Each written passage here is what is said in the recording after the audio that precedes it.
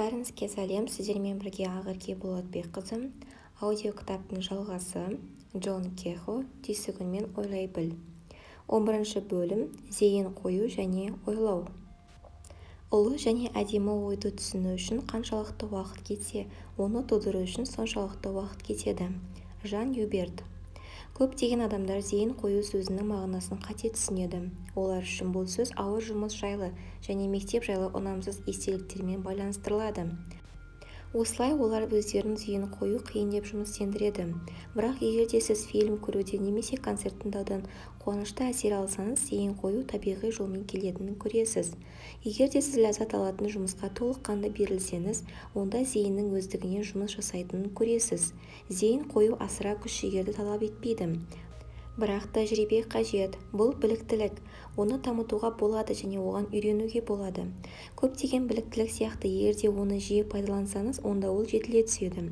Сонымен қатар зейінді дамыту барысында сіз ойларыңызды жақсы басқарумен қатар ойыңыздың айқын бола түскеніне көз жеткізесіз. Миыңызды белгілі бір идеяға немесе ойға назар аударту ми күшін сәтті пайдаланудың алғы шарты болып саналады. Өкінішке орай, егер де сіз миыңызда ешқашанда жаттықтырмаған болсаңыз, оны басқару қиынға соғатынын анықтайсыз. Ол тұрақты түрде бір ойдан бір ойға секіріп отырады. Миды жаттықтыра бастаған сәтте бұл бірден анықталады. Көпшілік ойлағанға қарағанда адам миы тұрақсыз болып көрінеді. Оны басқару үшін біраз күш-жігеріңізді жұмсау керек. Міне нақты осыны игеруіңіз керек. Сізге қажетсіз ойларды өшіргізіп, өзіңіздің қалаған ойларыңызды тудыруға бағыттау. Адам өзінің әр ойына бағынышты болып, өзін белгісіз бағытта алып жүруге рұқсат берсе, онда адам өзінің қиялының, армандарының, қорқыныштарының құрсауында қалады. Әр ойдың өзінің адамға әсер ететін күші бар. Зейін қоюға үйрену арқылы біз өзіміздің ойларымызды бақылауға аламыз. Зейін қоюдың бірнеше тәсілдері арқылы миды нығайтып, оны тәртіпке үйретесіз, ал бұл өз кезегінде бізді ойларымызға мұқият болуды үйретеді. Зейін қоюды жетілдіру бұлшық етті дамытып нығайту сияқты. Спорт залда жаттығуды тастап кетсеңіз, кейін алғашқы жаттығу қиын әрі жағымсыз екеніне көзіңіз жетеді. Бірақ күнде немесе арасына бір күн салып белгілі бір бағдарламамен жаттықсаңыз, жаттығудың қаншалықты қызық әрі жағымды екенін көресіз. Сонымен қатар сіз өзіңізді жақсы сезінетін боласыз.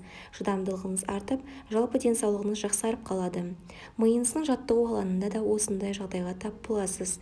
Сіздің миыңыз тәртіпке үйренбеген, сондықтан да зейін қоюдың алғашқы қадамдары қарсыласуға тап болады.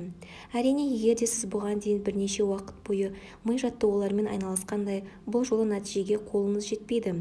Мұны есіңізде ұстаңыз. Егер де алғашқы жаттығуларды осындай сәтсіздікке ұшырасаңыз, онда көңіліңіз қалмасын, шыдамды болыңыз. Бұл біліктілікті игеру үшін өзіңізге уақыт беріңіз. Тұрақты түрдегі жаттығулар ғана оң нәтиже береді, ал нәтиже міндетті түрде болады. Маған сеніңіз. Ойлау. Менің ойымша, зейін қою біліктілігін жетілдіретін әдістердің ішінде ойлау ең тиімдісі болып саналады. Олар миыңызды жаттықтыруға көмектесіп, сонымен қатар зерттелетін кез келген проблеманы түсінуге көмектеседі. Ойлауға арналған жаттығулар біздің сабағымыздың ажырамас бөлшегі болып саналады. Қандай проблема болмасын, ойлау арқылы жоғарыдағы тұрған идеялар, ақиқаттар, заңдар арқылы өтіп, жасырын жатқан терең мағынаны түсінеміз.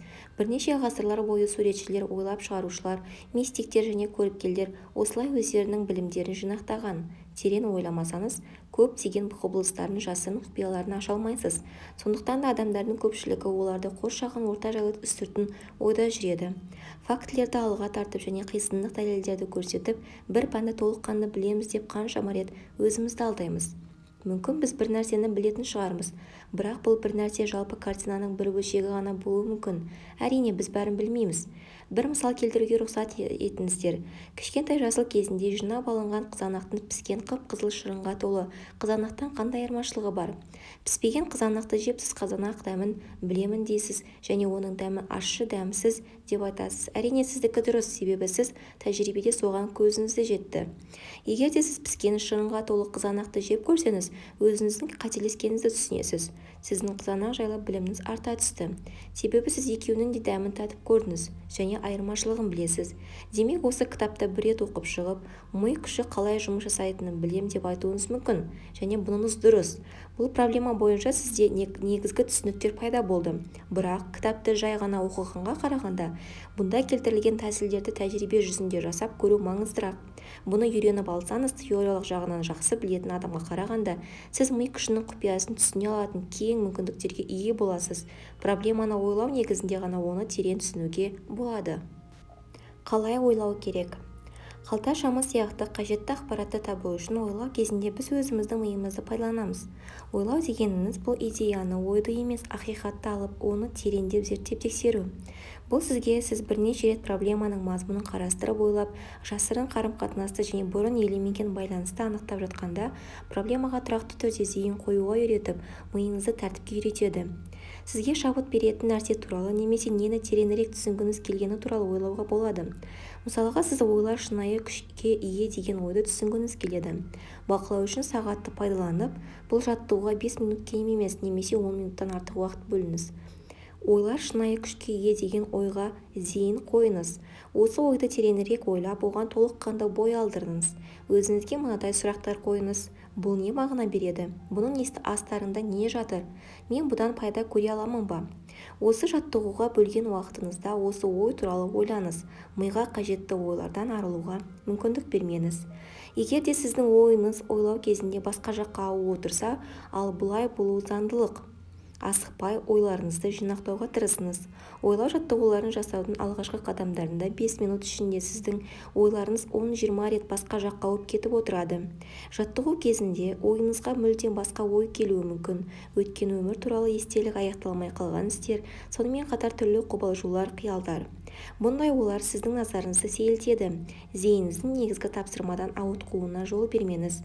Ми қажетсіз ойларды ойлап жатқанын түсініп, оларды ұмытып, өзіңіз тоқтаған сәттен бастап ойлауды жалғастырыңыз. Сіздің миыңыз бұндай тәртіпке және осындай жұмыс жасауға үйренбеген.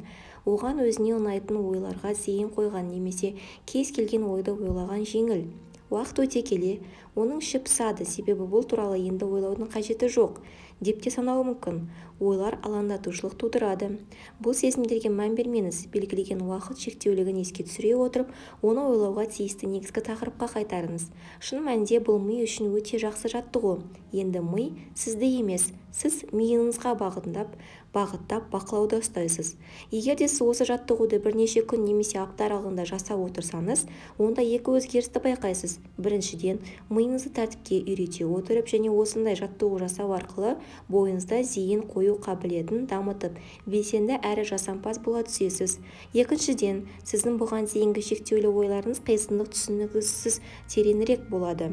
Ойлау кезінде қуаныш сезімі және айқындық сезімдері пайда болады. Яғни сіздің алдыңызда ақиқат ашылғандай сезімде боласыз.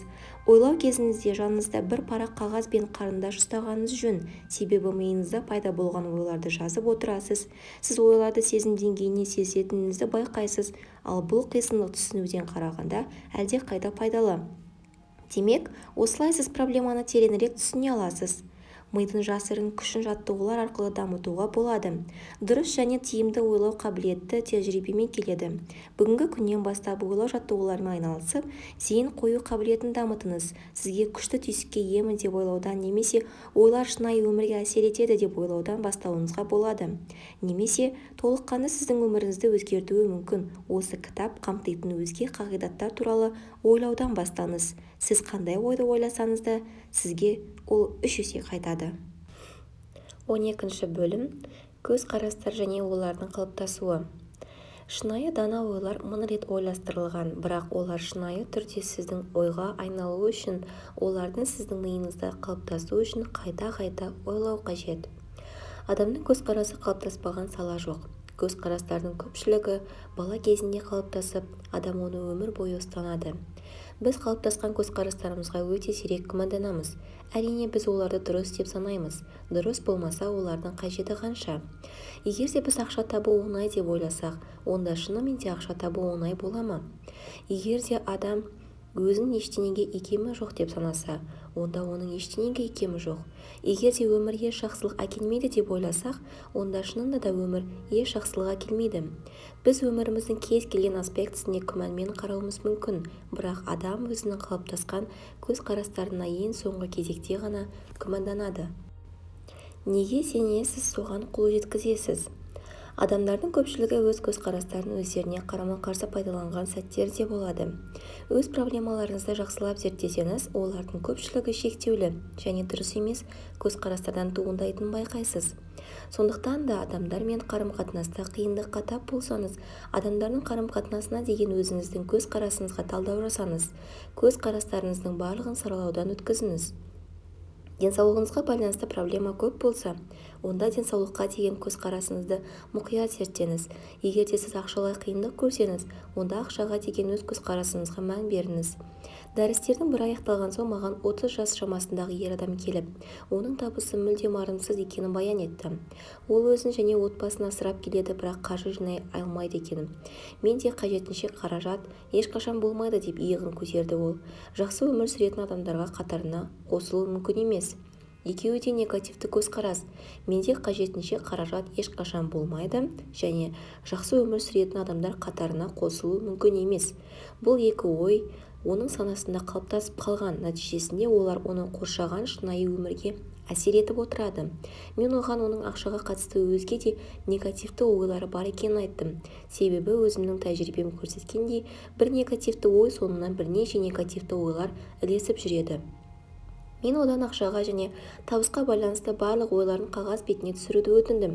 Оның жазған тізімі көп нәрсені түсіндіреді. Ол мынадай көзқарасты көп жазған екен.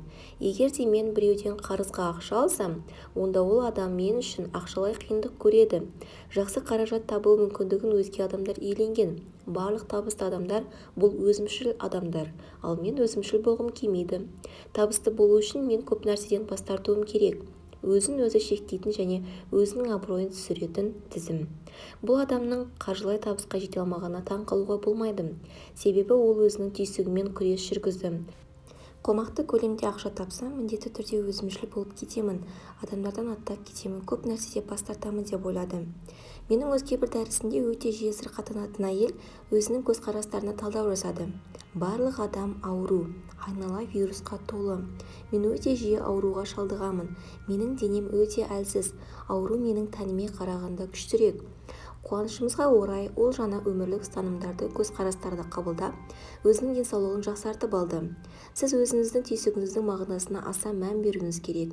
Егер де мұнда қобалжу, негативті және шектеулі идеялар енсе, оларды ақиқат ретінде қабылдап, өмірде тиісті жағдайларды тудырып, соларға сай жұмыс жасай бастайды. Егер де қайыршылыққа, сәтсіздікке және бақытсыздыққа сенсеңіз, онда сіздің түйсігіңіз осы көзқарастарды жүзеге асыру үшін түрлі әдістерді қолданып, бар күш-жігерін жұмсайды. Жылан жұтқан сәтіңіз болды ма? Қожайыны үйіне кіргізген ақымақ шаруа туралы ескі аңыз бар. Қожайын оны бөлмеге апарып сорпа ұсынған. Шаруа қасықты қолына ала бергенде, тәрелкесіне кішкентай жыланның жүргенін көреді. Қожайынның ренжітпеу үшін ол сорпаны ішеді. Бірнеше күн өткен соң ол қатты сырқаттанып қалып, қожайынның үйіне қайта баруға мәжбүр болады. Қожайын ол сол бөлмеге апарып дәрі дайындап шаруаға ұсынады. Шаруа тостағанын ұрттай берейін дегенде, тағы да тостаған ішінен кішкентай жыланды көреді. Осы жолы шаруа үндемей қалмай, осы себепті ауырып қалғаны туралы айтады. Оның айтқан сөзіне қожайыны күліп төбеден ілініп тұрған садақты көрсетеді. Тостағанның ішінде жыланды емес, садақтың көлеңкесін көріп тұрсың, дейді қожайын. Ешқандай жылан жоқ. Шаруа өз тостағанына қайта қарап, онда жылан емес, садақтың көлеңкесі ғана екенін көреді. Ол дәріні ішпей өз үйіне бет алады. Bir күн өткен соң ол жазылып кетеді. Өзіміз жайлы және қоршаған орта туралы шектеулі көзқарастар мен пікірлерді қабылдап, біз қиялдағы жыланды жұтамыз. Әрине, ол шынайы. Біз көзқарасымызды өзгерткенге дейін. Түйсік кез келген идея мен пікірді оның дұрыс немесе бұрыс екеніне қарамай қабылдаса, ол осы пікірді растайтын ойларды тудыра бастайды. Мысалы, сіз санасыз түрде жынысы басқа адамдармен қарым-қатынас орнату оңайға соқпайды деп ойлайсыз. Осы ой сіздің миыңызда қалыптасып, келесі ойларды тудырады. Мен өзіме ұнайтын адамды ешқашан кездестірмеймін. Жақсы серік табу мүмкін емес. Қарым-қатынас әрдайым тұрақсыз және тағы да басқа. Сіз жақсы адам кездестіресіз. кездестірсеңіз, сіздің миыңыз келесі ойларды тудырады. Ол соншалықты жақсы адам емес шығар, тырысып көру де керек емес, бәрібір де ештеңе шықпайды, немесе ол ешқашан маған қарамайды. Сонымен қатар берік қарым-қатынас орнату мүмкін емес деп қалыптасып қалған миыңыз осы көзқарасты растайтын жағдайларды тартады. Ол керісінше екенін дәлелдейтін фактілерді елемейді немесе оларға қарсы тұрады. Ми сіздің көзқарасыңызда сәйкес болатындай қоршаған өмір шындығын бұрмалауы мүмкін. Сіз өзіңізді қолыңыздан түк келмейтіндей санайсыз ба? Әлде табысыңыз тым мардымсыз ба? Сіз ауруларды тартатыныңызға сенесіз бе? Сіздің миыңыз осы көзқарасты растайтын дәлелдерді табады, және оның қызметі өзі осы көзқарасқа көзіңізді жеткізу мақсатында жұмыс жасайды. Бір жағынан өзіңізді жеңімпаз немесе әр нәрседен ақша жасауға болады. Денсаулығыңыз мықты деп сенсеңіз, айналаңызда осы көзқарасты растайтын дәлелдер табылады. Көзқарастарыңызды ақылмен таңдаңыз. Шындығында өміріңіздің проблемалы саласында сіз өзіңіз осы проблема негізі және оның шешімі болып саналасыз. Бұл қызық болып көрінуі мүмкін, бірақ қарсылық сырттан болмайды, керісінше, сіздің көзқарастарыңыздан туындайды. Түйсігіңізде жаңа көзқарастар пайда болғанда, алдыңызда жаңа шынайы өмір туындайды. Мысалы, сіз дос табу қиын деп сенесіз. Бұл көзқараспен сіз танысқыңыз келмейтін ойыңыздан ақтайсыз. Мұнда сіздің кінәңіз жоқ, себебі бұл өте қиын. Бұдан шығатын қисын, сіз жаңа адамдармен танысудан қашасыз. Сіздің көзқарасыңыз сізді досыңыз дос болғанына сіз кінәлі емессіз деген қате пікірді миыңызда сіңдіреді. Егер де сіз жаңа достар табу өте жеңіл деген көзқарасты ұстансаңыз, онда әрине сіздің телефоныңыз түскі асқа шақыратын қоңыраулардан жарыла жасайды. Мүмкін сіз ешкіммен таныспайтын да шығарсыз, бірақ осы проблемаға өз көзқарасыңызды өзгертесіз. Кенеттен проблеманың жоқ екеніне көзіңізді жеткізесіз. Проблеманы сіз өзіңіз жасайсыз. Сіздің айналаңызда қалыптасқан шынайы өмірді түсінсеңіз, бойыңызда нені өзгерту керек екеніне талдау жасай аласыз. Кей кездері шамалы ғана өзгеріс шегі жоқ мүмкіндіктерге жол ашады. Жаңа достар табу қиын емес деп сенсеңіз, оны растайтын бірнеше фактілерді кездестіріп, осы шынайы өмірден ең көп пайда көруге қажетті кез келген өзгеріске қол жеткізе аласыз. Өзіңіздің құдіретіңізді дәлелдеңіз. Сенбесеңіз де жаңа позитивті көзқарасты қалыптастыруға тырысыңыз. Түйсігіңізде кез келген ойды немесе идеяны қалыптастыра алатыныңызды еске түсіріңіз. Ми оны қабылдайды. Тек қана оны бірнеше рет қайталап, сезімдер арқылы беру керек. Ми дағды бойынша жұмыс жасайды. Егер де миыңызда шектеулі көзқарастарға орнығуға жол берсеңіз, оларды қуып шыға аласыз. Жаңа позитивті идея қалыптастырып, ескі көзқарасты жойып жібергенше дейін оны бірнеше рет қайталау қажет. Осылай миыңыздың ішін жиыстырыңыз, жиһаз ауыстырып, қабырғаны бояу сияқты. Барлық ескі бірнеше жыл бойы қалыптастырған негативті және өзіңізді жоятын көзқарастарды жойып, оларды жаңасына ауыстырыңыз. Төменде келтірілген тізімді мұқият қарап шығыңызда, мұнда сіз қолданатын көзқарастар жоқ екен. Мен оны жасай алмаймын. Мен ешқашан көп нәрсеге қол жеткізбеймін. Қазір менің мүмкіндіктерім шектеулі. Мен 1000 рет талпындым. Менің не істеп жатқаным маңызды емес. Қалғандарын анықтау өте қиын. Әрдайым бірдеңе ойдағыдай болмайды. Бұл уақытша. Бір нәрсеге қол жеткізу үшін көп жұмыс жасау керек. Ештеңе жайдан жай келмейді. Қазір менің уақытым емес. Не істерімді білмеймін. Егер де осы көзқарастардың біреуі сізге таныс болса, тез арада жаңа позитивті көзқарастар қалыптастыра бастаңыз. Табысқа жету сіздің сәтсіздікке кенелтетін ақталуларды, сылтауларды, басымдықтарды ұмытыңыз. Миллиондаған адамдар қазіргі сәтте өздерінің жағдайларына риза және оны өзгерту үшін ештеңе жасамайды. Олар өмір қиындықтарға толы деп сеніп, өмір ағысынан беріледі. Оларға ештеңе шабыт бермейді. Ал сізге ше? Өз мүмкіндіктеріңізді зерттеңіз. Бірінші қадам. Өзіңіз қиындық көріп жатқан өмір саласын жазыңыз. Қаржы, қарым-қатынас, жыныстық қатынас, денсаулық, бизнес және тағы басқа. Осыған байланысты көзқарастарыңызды қағаз бетіне түсіріңіз. Бұл іске кеткен уақытыңызды аямаңыз және шындықты жазыңыз. Сіздің ойыңызша нені сезіну керек екеніңізді немесе не дұрыс көрінетінін жазбаңыз. Шындығында нені сезетініңізді жазыңыз.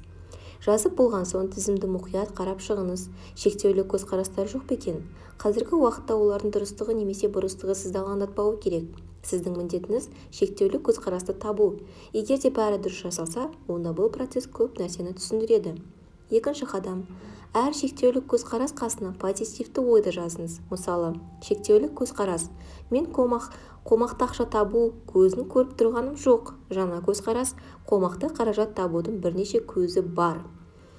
Шектеулі көзқарас. Адамдармен танысу үшін мен қиындыққа соғады.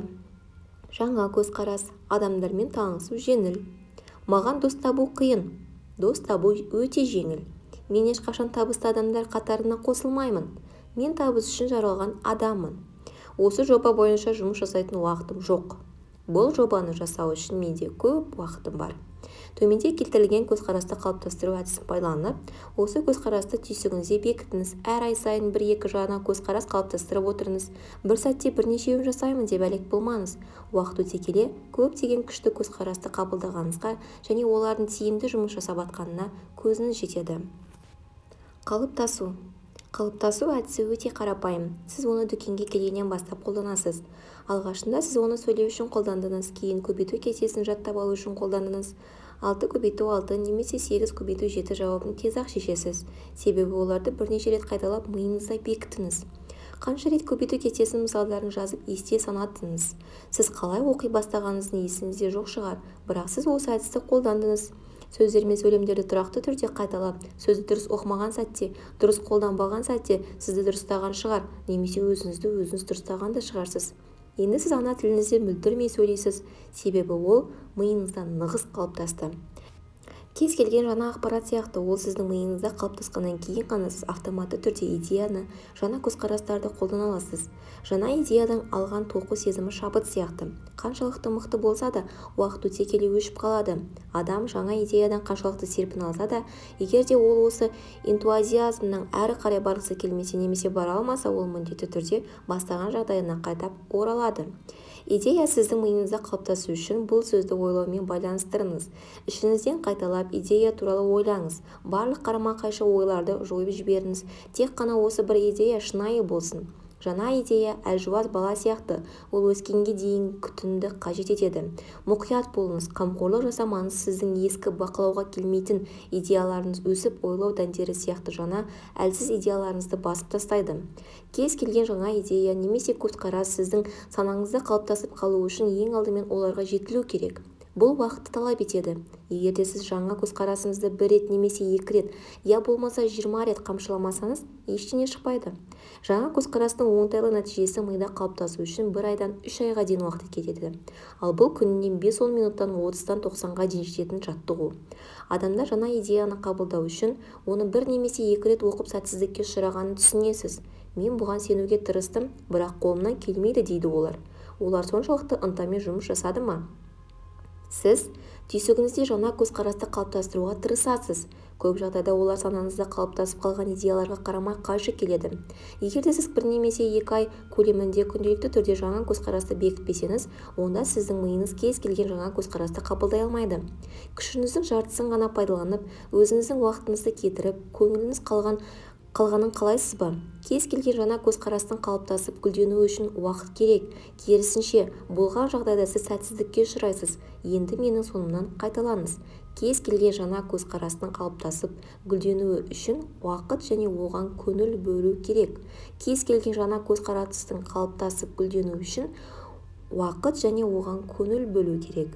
Кез келген жаңа көзқарастың қалыптасып гүлденуі үшін уақыт және оған көңіл бөлу керек. Ұқтыңыз ба? 13-ші бөлім өз-өзіңізді бағалау. Біздің жасырғанымыз ол өзіміз екенін мойындағанға дейін біздің бойымызда сенімсіздікті тудырады. Роберт Фрост. Жақсы, дұрыс. Өзін-өзді бағалай білу өте маңызды деген көзқарасты барлығы келісетін шығар, бірақ өзінің маңыздылығын түсіну кез келгеннің қолынан келмейді.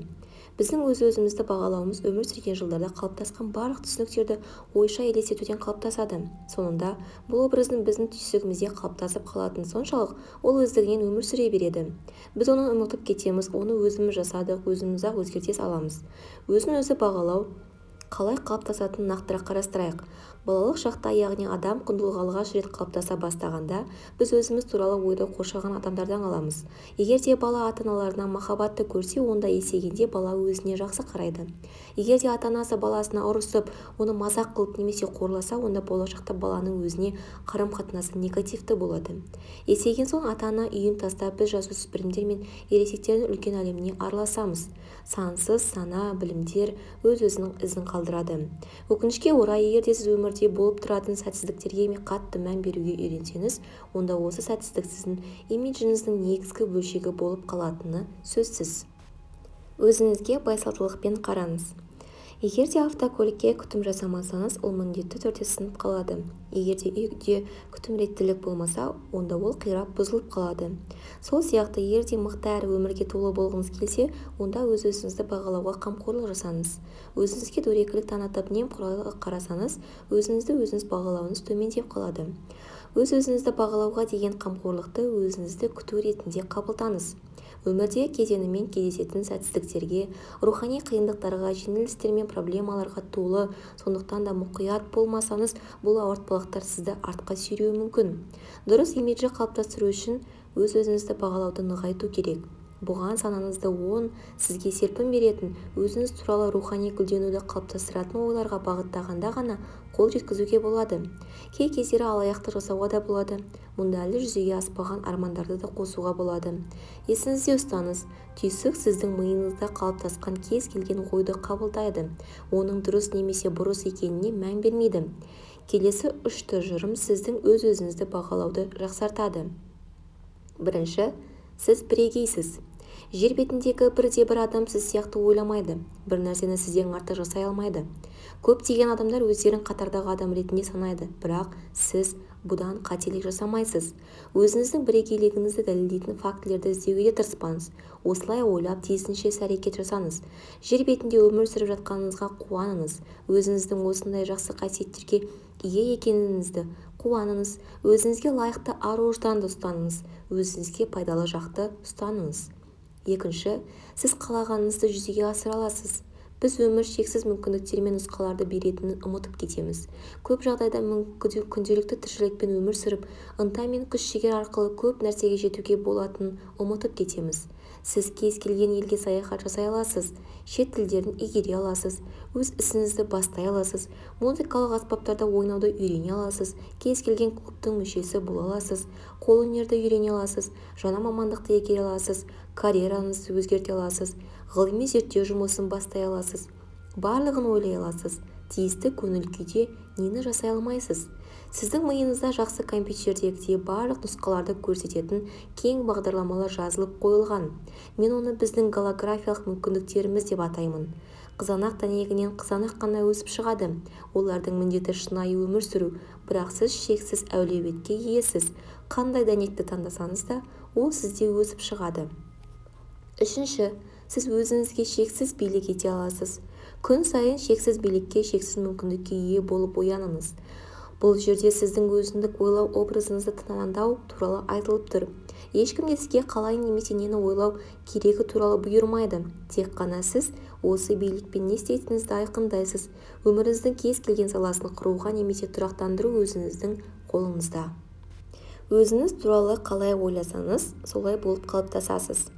Ұяң ойлар ұялшақ адамды жасайды. Сенімді ойлар сенімді адамды жасайды. Мықты ойлар мықты адамды жасайды. Мақсатты ойлар мақсатты адамды жасайды. Жүзеге аспайтын ойлар өмірге бейімделмеген адамды жасайды. Әлсіз ойлар әлсіз адамды жасайды. Егер де адам өзін-өзі аяй берсе, ол әрдайым өзін аяп жүретін болады. Энтузиазмға толы ойлар белсенді адам жасайды. Мейірімділік мейірімді адам жасайды. Сәттілік туралы ойлар табыскер адамды жасайды. Сіз сіздің өзіңізге деген қарым-қатынасты жасау мен сақтау үшін жауаптысыз. Өзіңізге риза болыңыз. Өзіңіздің оң қасиеттеріңізді ойша елестетіп, дамытып, мойындаңыз. Өзіңізді жақсы көріңіз. Өзіңізді жақсы көру маңызды рөл атқарады. Әрине, егер де ол мен бәрінен де кереметпін деген ойды қамтымаса. Келесі қағиданы ұстаныңыз. Мен осы қалпыммен де жақсымын. Сізге басқа біреу болуды қажет жоқ екенін түсініңіз. Өзіңізді осы қалпыңызбен қабылдасаңыз, сіз өте жеңіл өзгере аласыз. Бұл парадокс. Әрине, ұзақ уақыт бойғы сенімсіздік пен антипатиядан кейін өзіңізді жақсы көру қиынға соғады. Алға қадам басуда көмек беріп, өзіңізді қолдау сезімі өте терең бір жерде жатыр. Еңсеңізді түсіруді қойыңыз. Басқа адам ретінде көрудің қажеті жоқ. Өзіңізді осы қалпыңызбен қабылдасаңыз ғана сіз өз-өзіңізді деп басталатын өзге қасиеттерді зерттегіңіз келеді. Өз-өзіне сенімділік. Өз-өзіне сенімді адам болыңыз. Бұдан ағза келіспесеңіз. Мен энергияға толымын, бәрі қолымнан келеді және міндетті түрде табысқа жетемін деп өз-өзіңізге сенімді болыңыз. Егер де балалық шақта сәтсіздікке ұшырасаңыз, оны ұмытыңыз. Сіз осы уақытта өмір сүрудесіз және болашағыңыз жақын-ақ. Баяғыда сәтсіздікке ұшырасаңыз, бұнда тұрған ештеңе жоқ. Сіз қалай ойлайсыз және болашақта қалай жасайсыз, соны назарыңызда ұстауыңыз керек. Өзіңізге және өзіңіздің күшіңізге сеніп, сіз өмірдің кез келген қиындықтарына қарсы тұра аласыз. Өзіңіз өзгеріп, айналаңыз қалай өзгергенін байқайсыз. Демек, бәрі сіздің қолыңызда. 14 бөлім. Шығармашылық икемділік. Барлық өнер түрінде шеберлік школярдың жұмысындағы артық емес. Ең ұлы өнер біздің өміріміз. Ричардс. Шығармашылық икемділік туралы сөз болғанда ойымызға жазушылар, суретшілер, ақындар, әншілер келеді. Бұл өнерде өздерін көрсеткен тұлғалар. Бірақ шығармашылық икемділік осымен шектелмейді. Жұмысты сәтті жүргізу де, балаларды тәрбиелеудегі жаңа әдіс те, қызықты әрі көңілді өмір сүру де шығармашылық икемділікті талап етеді. Ал кей кездері үлкен қиялды қажет етеді. Адамға барлық өмір саласында, адамдармен қарым-қатынаста, отбасында, бизнесте, жұмыста немесе қоғамда болсын, шабыт пен қиял қажет. Адамдар табысқа жеткен соң, өздерінің шығармашылық икемділіктерімен жаңа бірдеңені ойлап табу қабілеттіліктерімен және оны жүзеге асырып, барлығына қарсы шығады. Ал сізде шығармашылық икемділік бар ма? Осы сұрақтың жауабы сіздің өміріңіздің көптеген аспектілерін анықтайды. Сіз өзіңізді қалай көресіз? Өз түйсіктеріңізге сенесіз бе? Проблемаларды қалай шешесіз? Идеяға және оны шешуге деген сіздің қарым-қатынасыңыз, бұның бәрі осы сұраққа жауап беруіңізге байланысты. Маған түсіндіруге рұқсат беріңіз. Бірнеше жыл бұрын үлкен корпорация жасаған зерттеу жұмыстарына мен есеп жасадым. Бұл жұмыс компания инженерлердің шығармашылық икемділігінің жоқтығымен байланысты болды. Осы проблема шешу үшін психологтар тобы шақырылды. Олардың мақсаты шығармашылық адамдар мен шығармашылығы жоқ адамдар арасындағы айырмашылықты айқындау еді.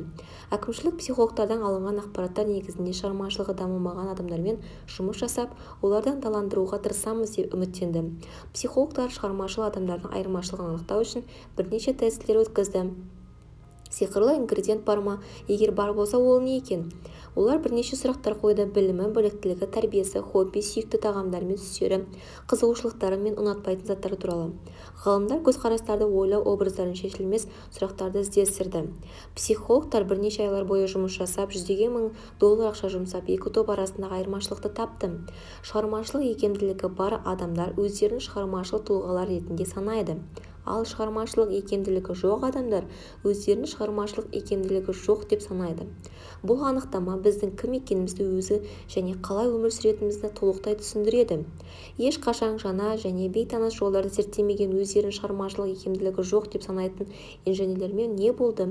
Не себепті адамның бірдеңе ойлап шығара алмау қабілетсіздігі жүйке жүйесіне тиеді? Олар өзгерістерге қабілеттіліктерінің жоқ екенін ғана түсінді.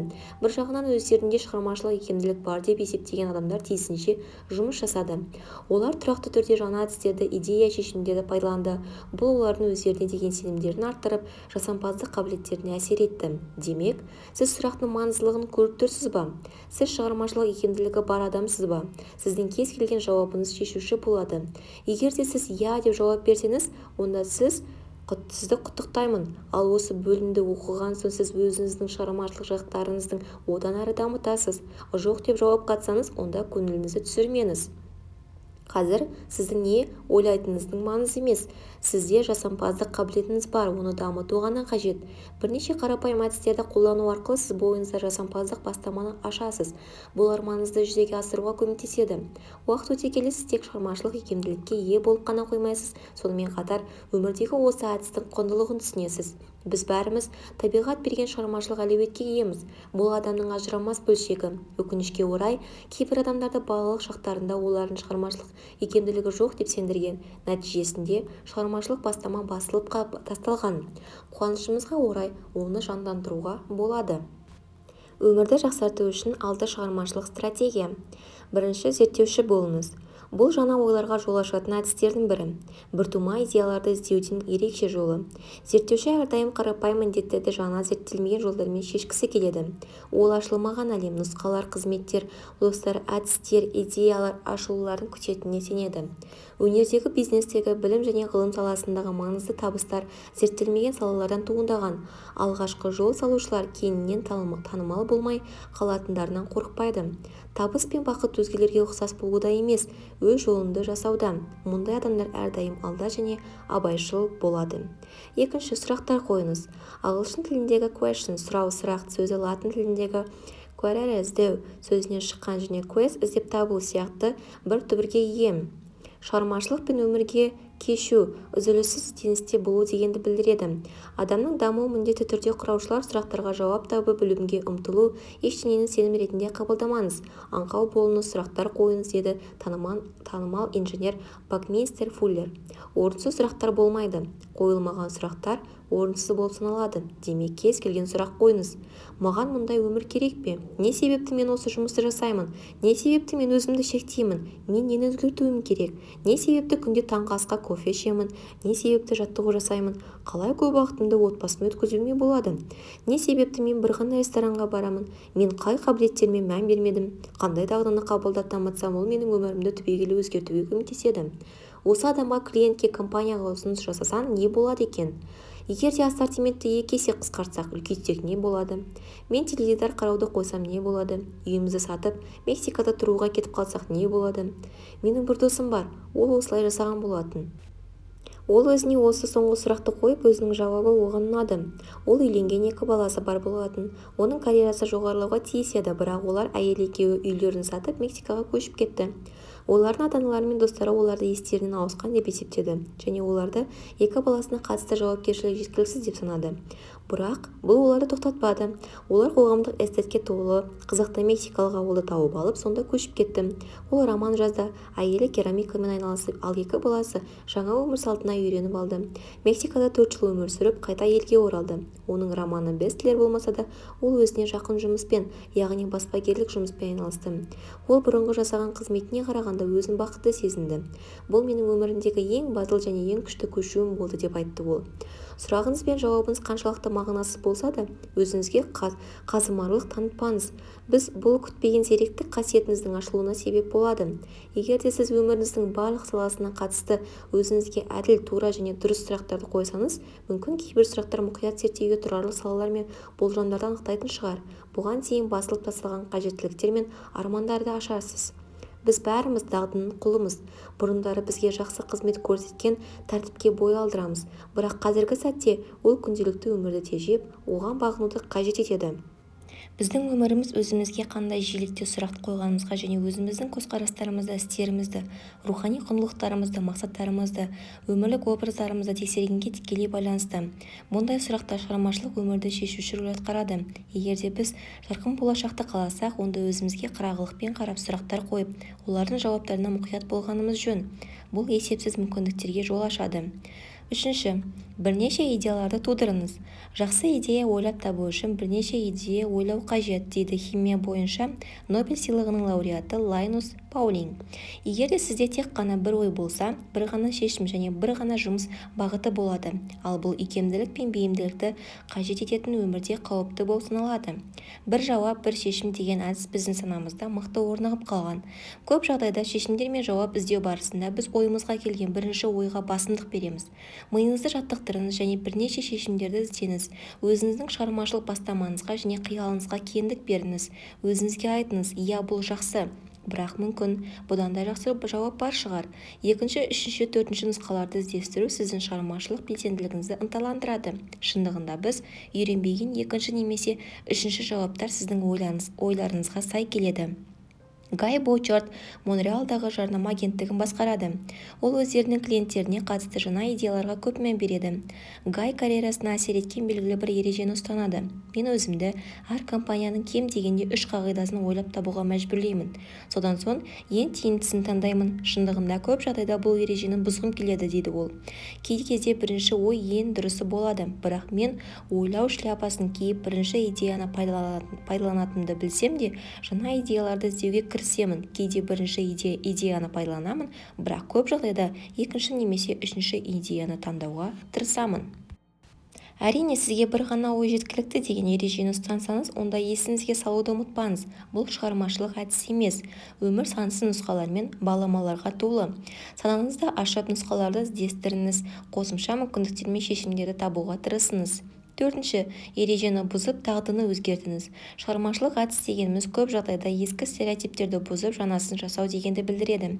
Барлық заттар қалыптасқан қағида бойынша жасалуы керек дегенде еш мақтаныш жоқ. Кейде ережені бұзу өмірдегі революцияның бастамасы және бізді салғырт қылатын ескі дағдылар мен шаблондарды өшіру. Бұл өзіңізді жетілдіру жолындағы ең дұрыс шешім. Хоккей саласында Скотти Боумен жаңашыл жаттықтырушы ретінде кеңінен танымал. Ол өзінің ойыншыларынан қалай жақсы нәтиже алуды біледі. Скотти 1996 жылы жаттықтырушысы атағына ие болды. Себебі оның командасы Detroit Red Wings ұлттық хоккей лигасының ескі рекордын басып озып, маусым ішінде ұдайы жеңіске жетіп отырды. Сонымен қатар кәсіби хоккей жаттықтырушыларының ішінде оның сыйлықтары ең көп және 1997 жылы оның жеткен жеңісі 1000-нан асып түсті. Егер де команда сәтті ойнамаса, онда Скотти оларға серпін беріп, бұрындары бір-бірімен ойнамаған хоккейшілерді араластырып жібереді. Бұл ойыншыларды өздерінің орындарында қалдыру тәртібіне қарама-қайшы келеді. Сондықтан да олар бір-бірін жақсы білмейді және әрқайсысының жүріс-тұрысын анықтай алмайды. Нәтижеге жету мақсатында Скотти дәстүрлі емес комбинацияларды пайдаланудан қорықпайды. Мен Нью-Йоркте шығарылатын дайын киім өндірісінің басшысының қызық әдісін зерттеп көрдім. Мен өзімнің батпаққа батып тұрғанымды сезсем, ұйықтау тәртібін өзгертемін, дейді ол. Сағат 11-де жатып, таңғы 7-де тұрудың орнына мен кешкі 9-да ұйқыға жатып, таңғы 4-те тұрамын. Бұл өзгеріс жаңа идеялардың пайда болуын ынталандырады және жұмыс жасау қабілетін жақсартады. Кейін мен осы әдісті жасап көрдім. 3 ай көлемінде күн тәртібін өзгертіп, бір тәулікте ұйқыға жататын 2 түрлі уақытым болды. Мен таңғы 4-те тұрып түске дейін жұмыс жасадым. Күндізгі 2-де ұйқыға жатып, 6-да тұрдым. Бұдан соң түн ортасына дейін жұмыс жасап, ұйқыға жататын болдым. Бұл менің өнімділігімді арттырды. Сонымен қатар менде 2 таңғы уақыт пайда болды. Мен бұл уақытта өзімді жақсы сезінемін. Сонымен қатар мен одан да көп түс көрдім және оларды есімде сақтадым. Егер де сіз нәтижеге қол жеткізе алмасаңыз, онда кейбір тәртіпті өзгерткен жөн. Қандай дағды мен стереотипті өзгерте аласыз? Қалай серпілуге болады? Өміріңіздің қай саласында сізге революция керек? Бастаманы өз қолыңызға алған жөн. Бәрін араластырып жіберуге қорықпаңыз. Әуес қойлық басылған соң бастамаңыздың пайдасын көресіз. 5. Қиялыңызды жұмыс жасатыңыз. Біздің қиялымыз шынайы өмірге жанаспайды, ол шексіз. Нені ойлап тапсаңыз да оны жүзеге асыра аласыз.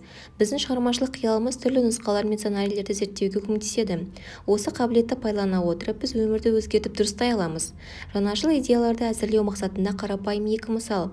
Бұны өзгелер қалай жасар еді? Елестетіңіз. Сіз адамдардағы қандай қасиетті қадірлейсіз? Шығармашылық жетістіктері, батылдығы немесе көрегендігі үшін кімді сыйлайсыз? Үлгі тұтқан адам рөліне өзіңізді қойып көріңіз. Бұл тірі немесе дүние салған таныс немесе бейтаныс адамда болуы мүмкін. Енді оны өз орныңызға қойып көріңіз. Бұл тұлға сіздің проблемаларыңызға немесе міндеттеріңізге тап болды. Оны өз бойыңызда көріп проблеманы қарастырыңыз. Ол не істер еді? Бұл адам қандай іс-әрекеттерге барады? Олар қандай болжамдарды пайдаланып, қайсысын шегеріп тастар еді? Осы жағдайда қандай қулыққа барар еді? Қандай біліктілік пен білімді пайдаланар еді? Қандай революциялық өзгерістер жасар еді?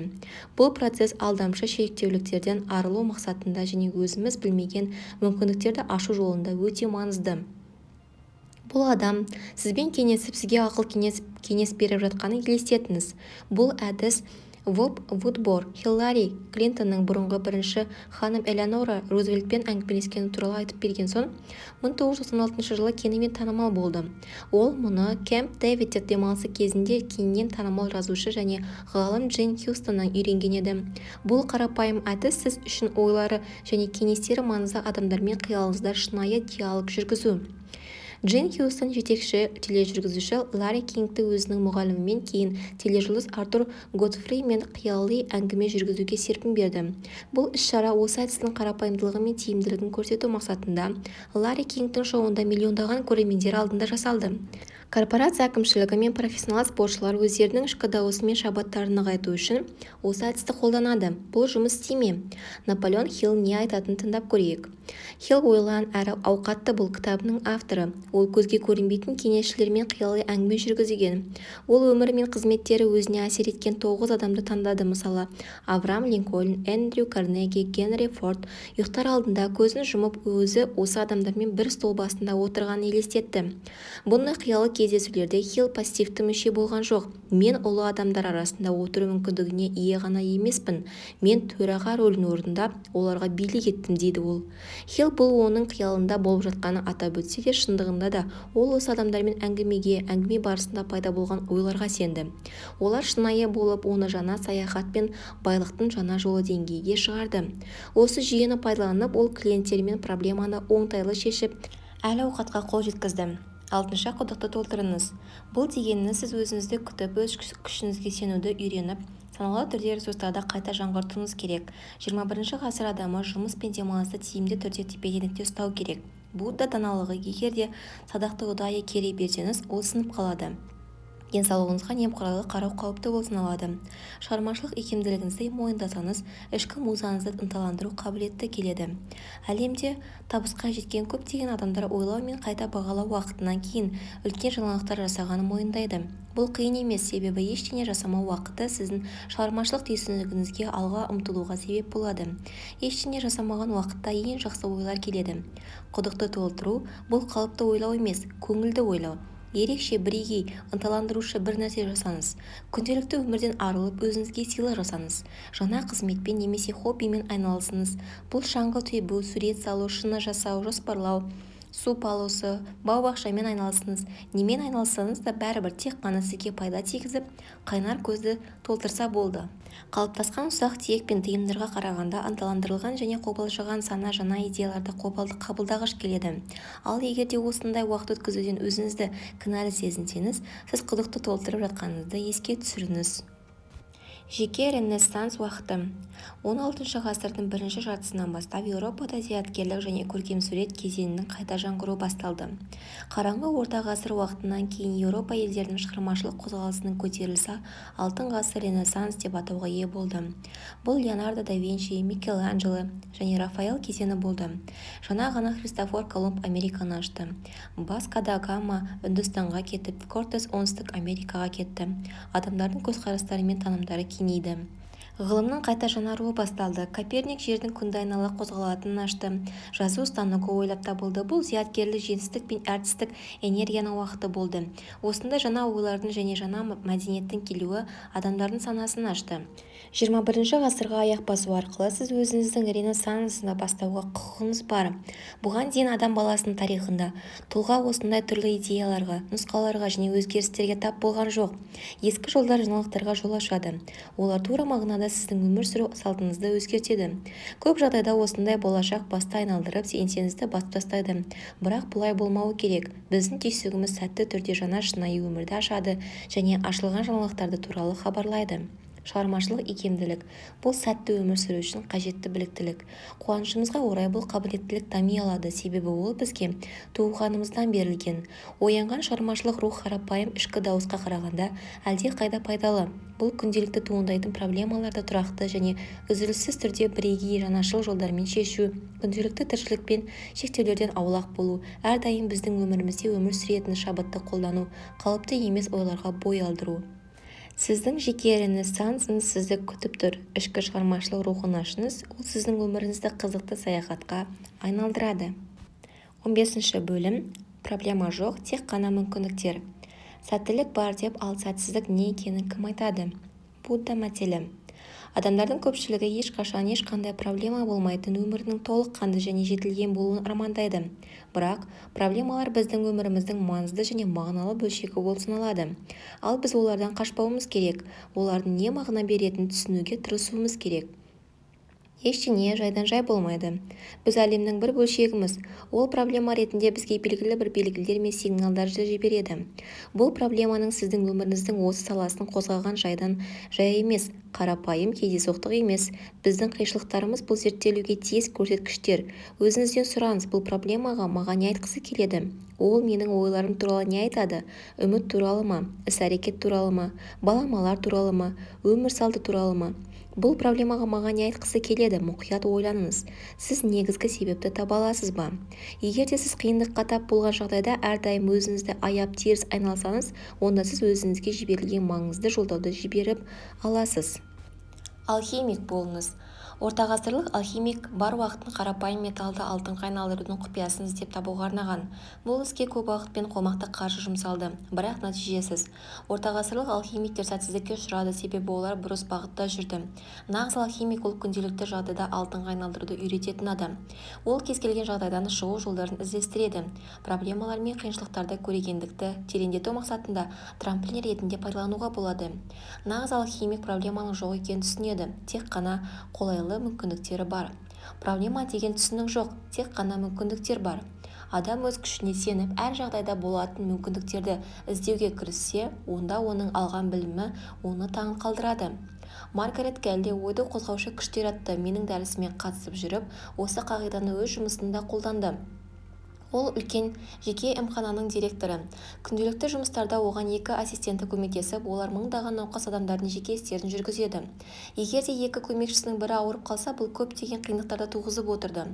Бірде оның 2 көмекшісі де сырқаттанып қалғанда, Маргарет қандай проблемаға тап болғанын айта кету керек. Ол қобалжып қалды. Бірақ кейін проблема деген түсінік жоқ, тек қана мүмкіндіктер бар деген ойды есіне алды. Қай жерде мүмкіндік бар? Маргаретті осы жауап қызықтырды. Маргарет әрдайым өзінің 2 көмекшісі арқылы басшылық жасады. Ол өзінің жұмыс жасайтын қызметкерлерді мүлдем білмеді. Мен басқа адамдармен танысу үшін осы мүмкіндікті пайдаланам, деді ол өзіне. Ол бір күн бойы бұған дейін өзі араласпаған адамдармен сөйлесіп әңгімелесті. Маргарет олардың уайымдары мен көріп жатқан қиыншылықтары туралы хабардар болды. Осы жағдай оның күнделікті міндеттерін орындауда жаңа әрі тиімді әдісті қолдануға әкелді. Кейін Келли маған былай деді: күн жақсы мүмкіндікке айналып, мен көп нәрсе жасай алдым. Егер де Маргарет осындай қиындық тудырған жағдайда проблемаға аса мән берсе, онда ол осы жағдайды дұрыс пайдалана алмас еді. Маргареттің менде қиындық көп деген ойы проблема жоқ, тек қана мүмкіндік бар деген ойға өзгерді. Бұл жақсы нәтижеге әкелетін жаңа іс-әрекетті пайдалануға мүмкіндік берді. Нэнси Спенсер менімен алғаш танысқанда өте қиын жағдайда болған еді. Оны азаматтық некеде тұрған күйеуі тастап кетіп, ол қолында 3 кішкентай баламен қалды. Оның ақшасы, мамандығы болмады және ол жарқын болашақ туралы мүлдем де сөз қозғамады. Бір қарағанда Нэнси кез келген адам шыдай алмайтын және алмайтын проблемаға тап болды, бірақ ол проблеманың жоқ екенін еске түсіріп, мүмкіндіктерді іздей бастады. Мүмкіндіктер қайда? Ол осы сұрақ жауабын 1 апта бойы іздеп тапты. Өзіне көптеген сұрақтар қойып, ол мынаны түсінді. Нэнси өмір бойы біреуге тәуелді болған екен. Ең алдымен ата-анасына, кейін күйеуіне. Нэнсиге өмір бойы біреулер не істеу керектігін айтып отырды. Себебі оның өзін-өзі бағалауы тым төмен еді. Сыртқы көзге үмітсіз болып көрінген жағдайда ол өзіне сөз берді: өзім және балаларым үшін жағдайымды жақсартып, табысты әйел болуға ұмтыламын. Нэнси мықты әрі тәуелсіз тұлға болу мақсатында осы дағдарыс жағдайды трамплин ретінде пайдаланды.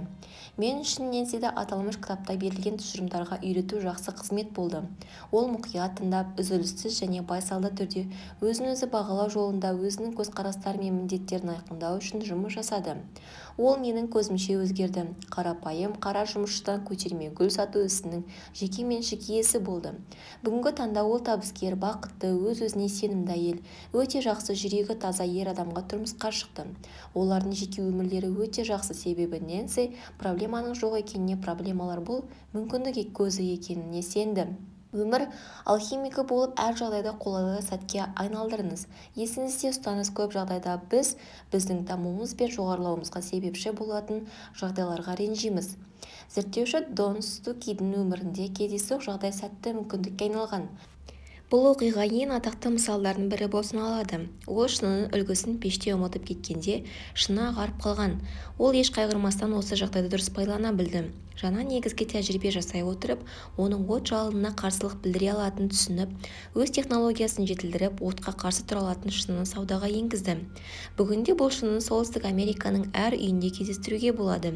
Өзіңізді проблемаларыңыз бен стресстеріңізге тосқауыл немесе міндет ретінде қарамай, табысты болашақ және мүмкіндік ретінде қарай білдіңіз.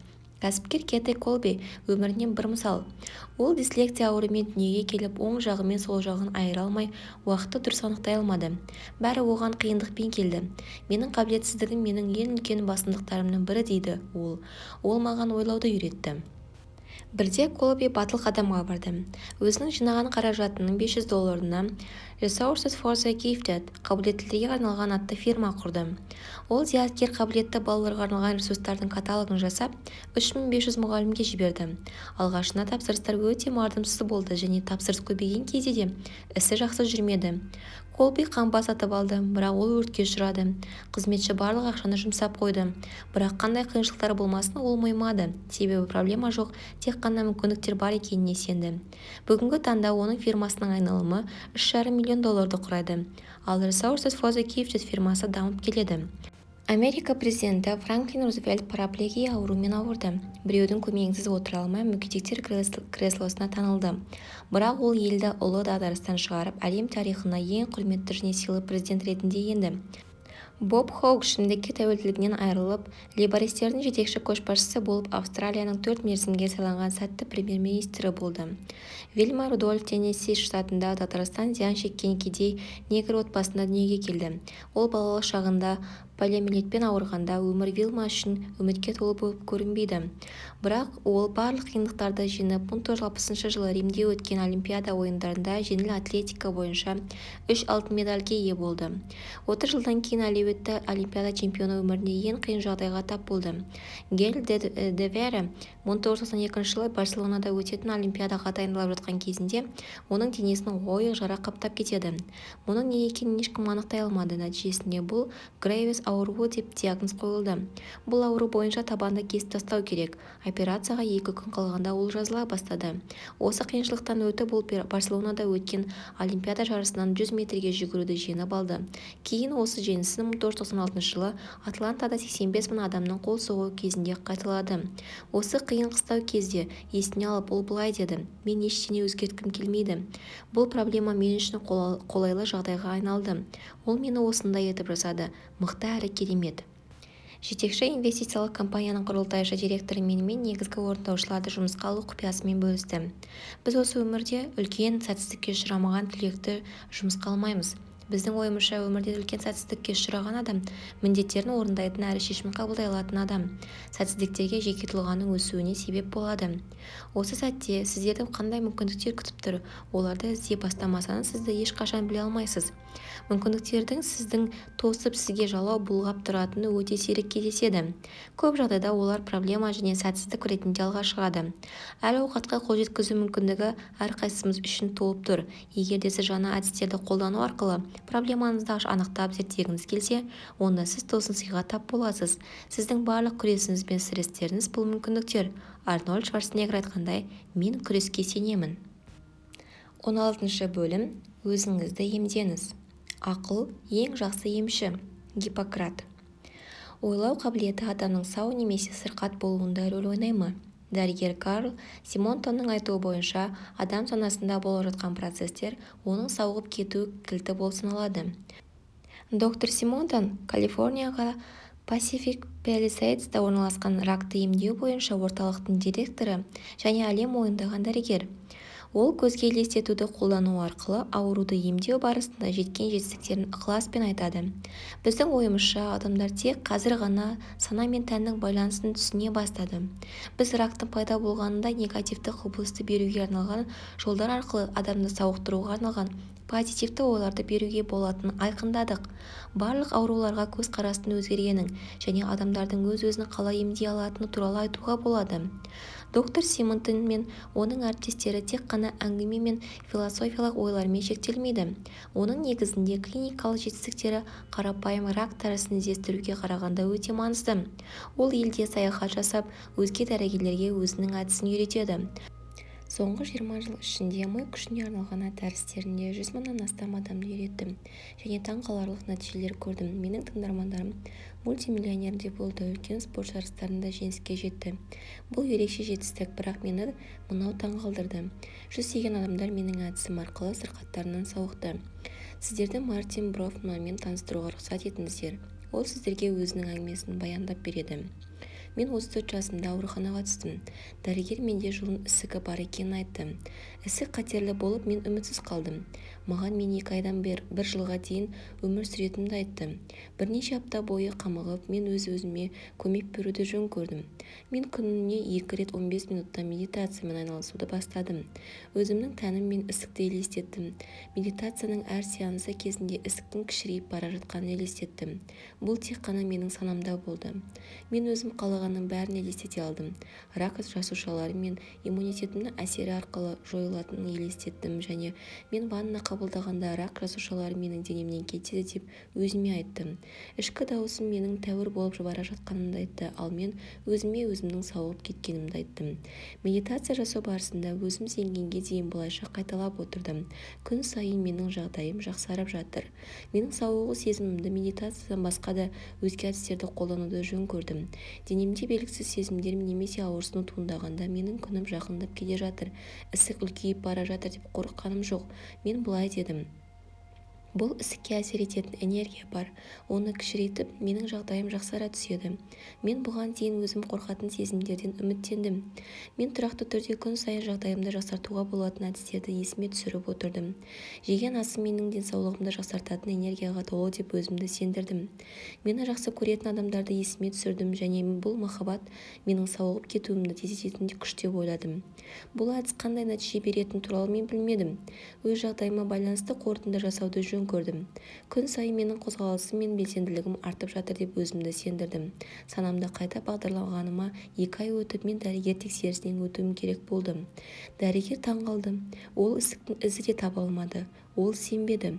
Оның түріне мен ойлағандай таңырқағанын көрдім. Ол осы жаңалықты әйеліме айту үшін үйге бет алдым. Мен жол бойы күліп бардым. Бұндай мысалдар толып жатыр. Осындай әдістерді қолдану арқылы адамдардың сауығып кеткені туралы бірнеше мысалдар айта аламын. Бірде осы оқиғаны студенттер тобына айтып берген болатынмын. Сол кезде бір әйел орнынан тұрып, өз әңгімесін айтып берді. Кішкентай жасымнан бастап мен өзіме былай дедім: мен ешқашан өзіме салқын тигізбеймін. Мен әрдайым осылай айтып жүрдім және өмірімде ешқашан ауырған жоқпын. Ол сөзін аяқтаған соң жақсы киінген 50 жас шамасындағы ер адам орнынан тұрды. Бұл өте қызық, деді ол. Білесіздер ме, мен әрдайым өзіме айтатынмын: жылына 1 немесе 2 рет суық тигізу үшін мен үшін жетеді. Не болғанын білесіздер ме, мен жылына 1 немесе 2 рет суық тигізетінмін. Біз бәріміз де ду күлдік, бірақ жақсы сабақ алдық.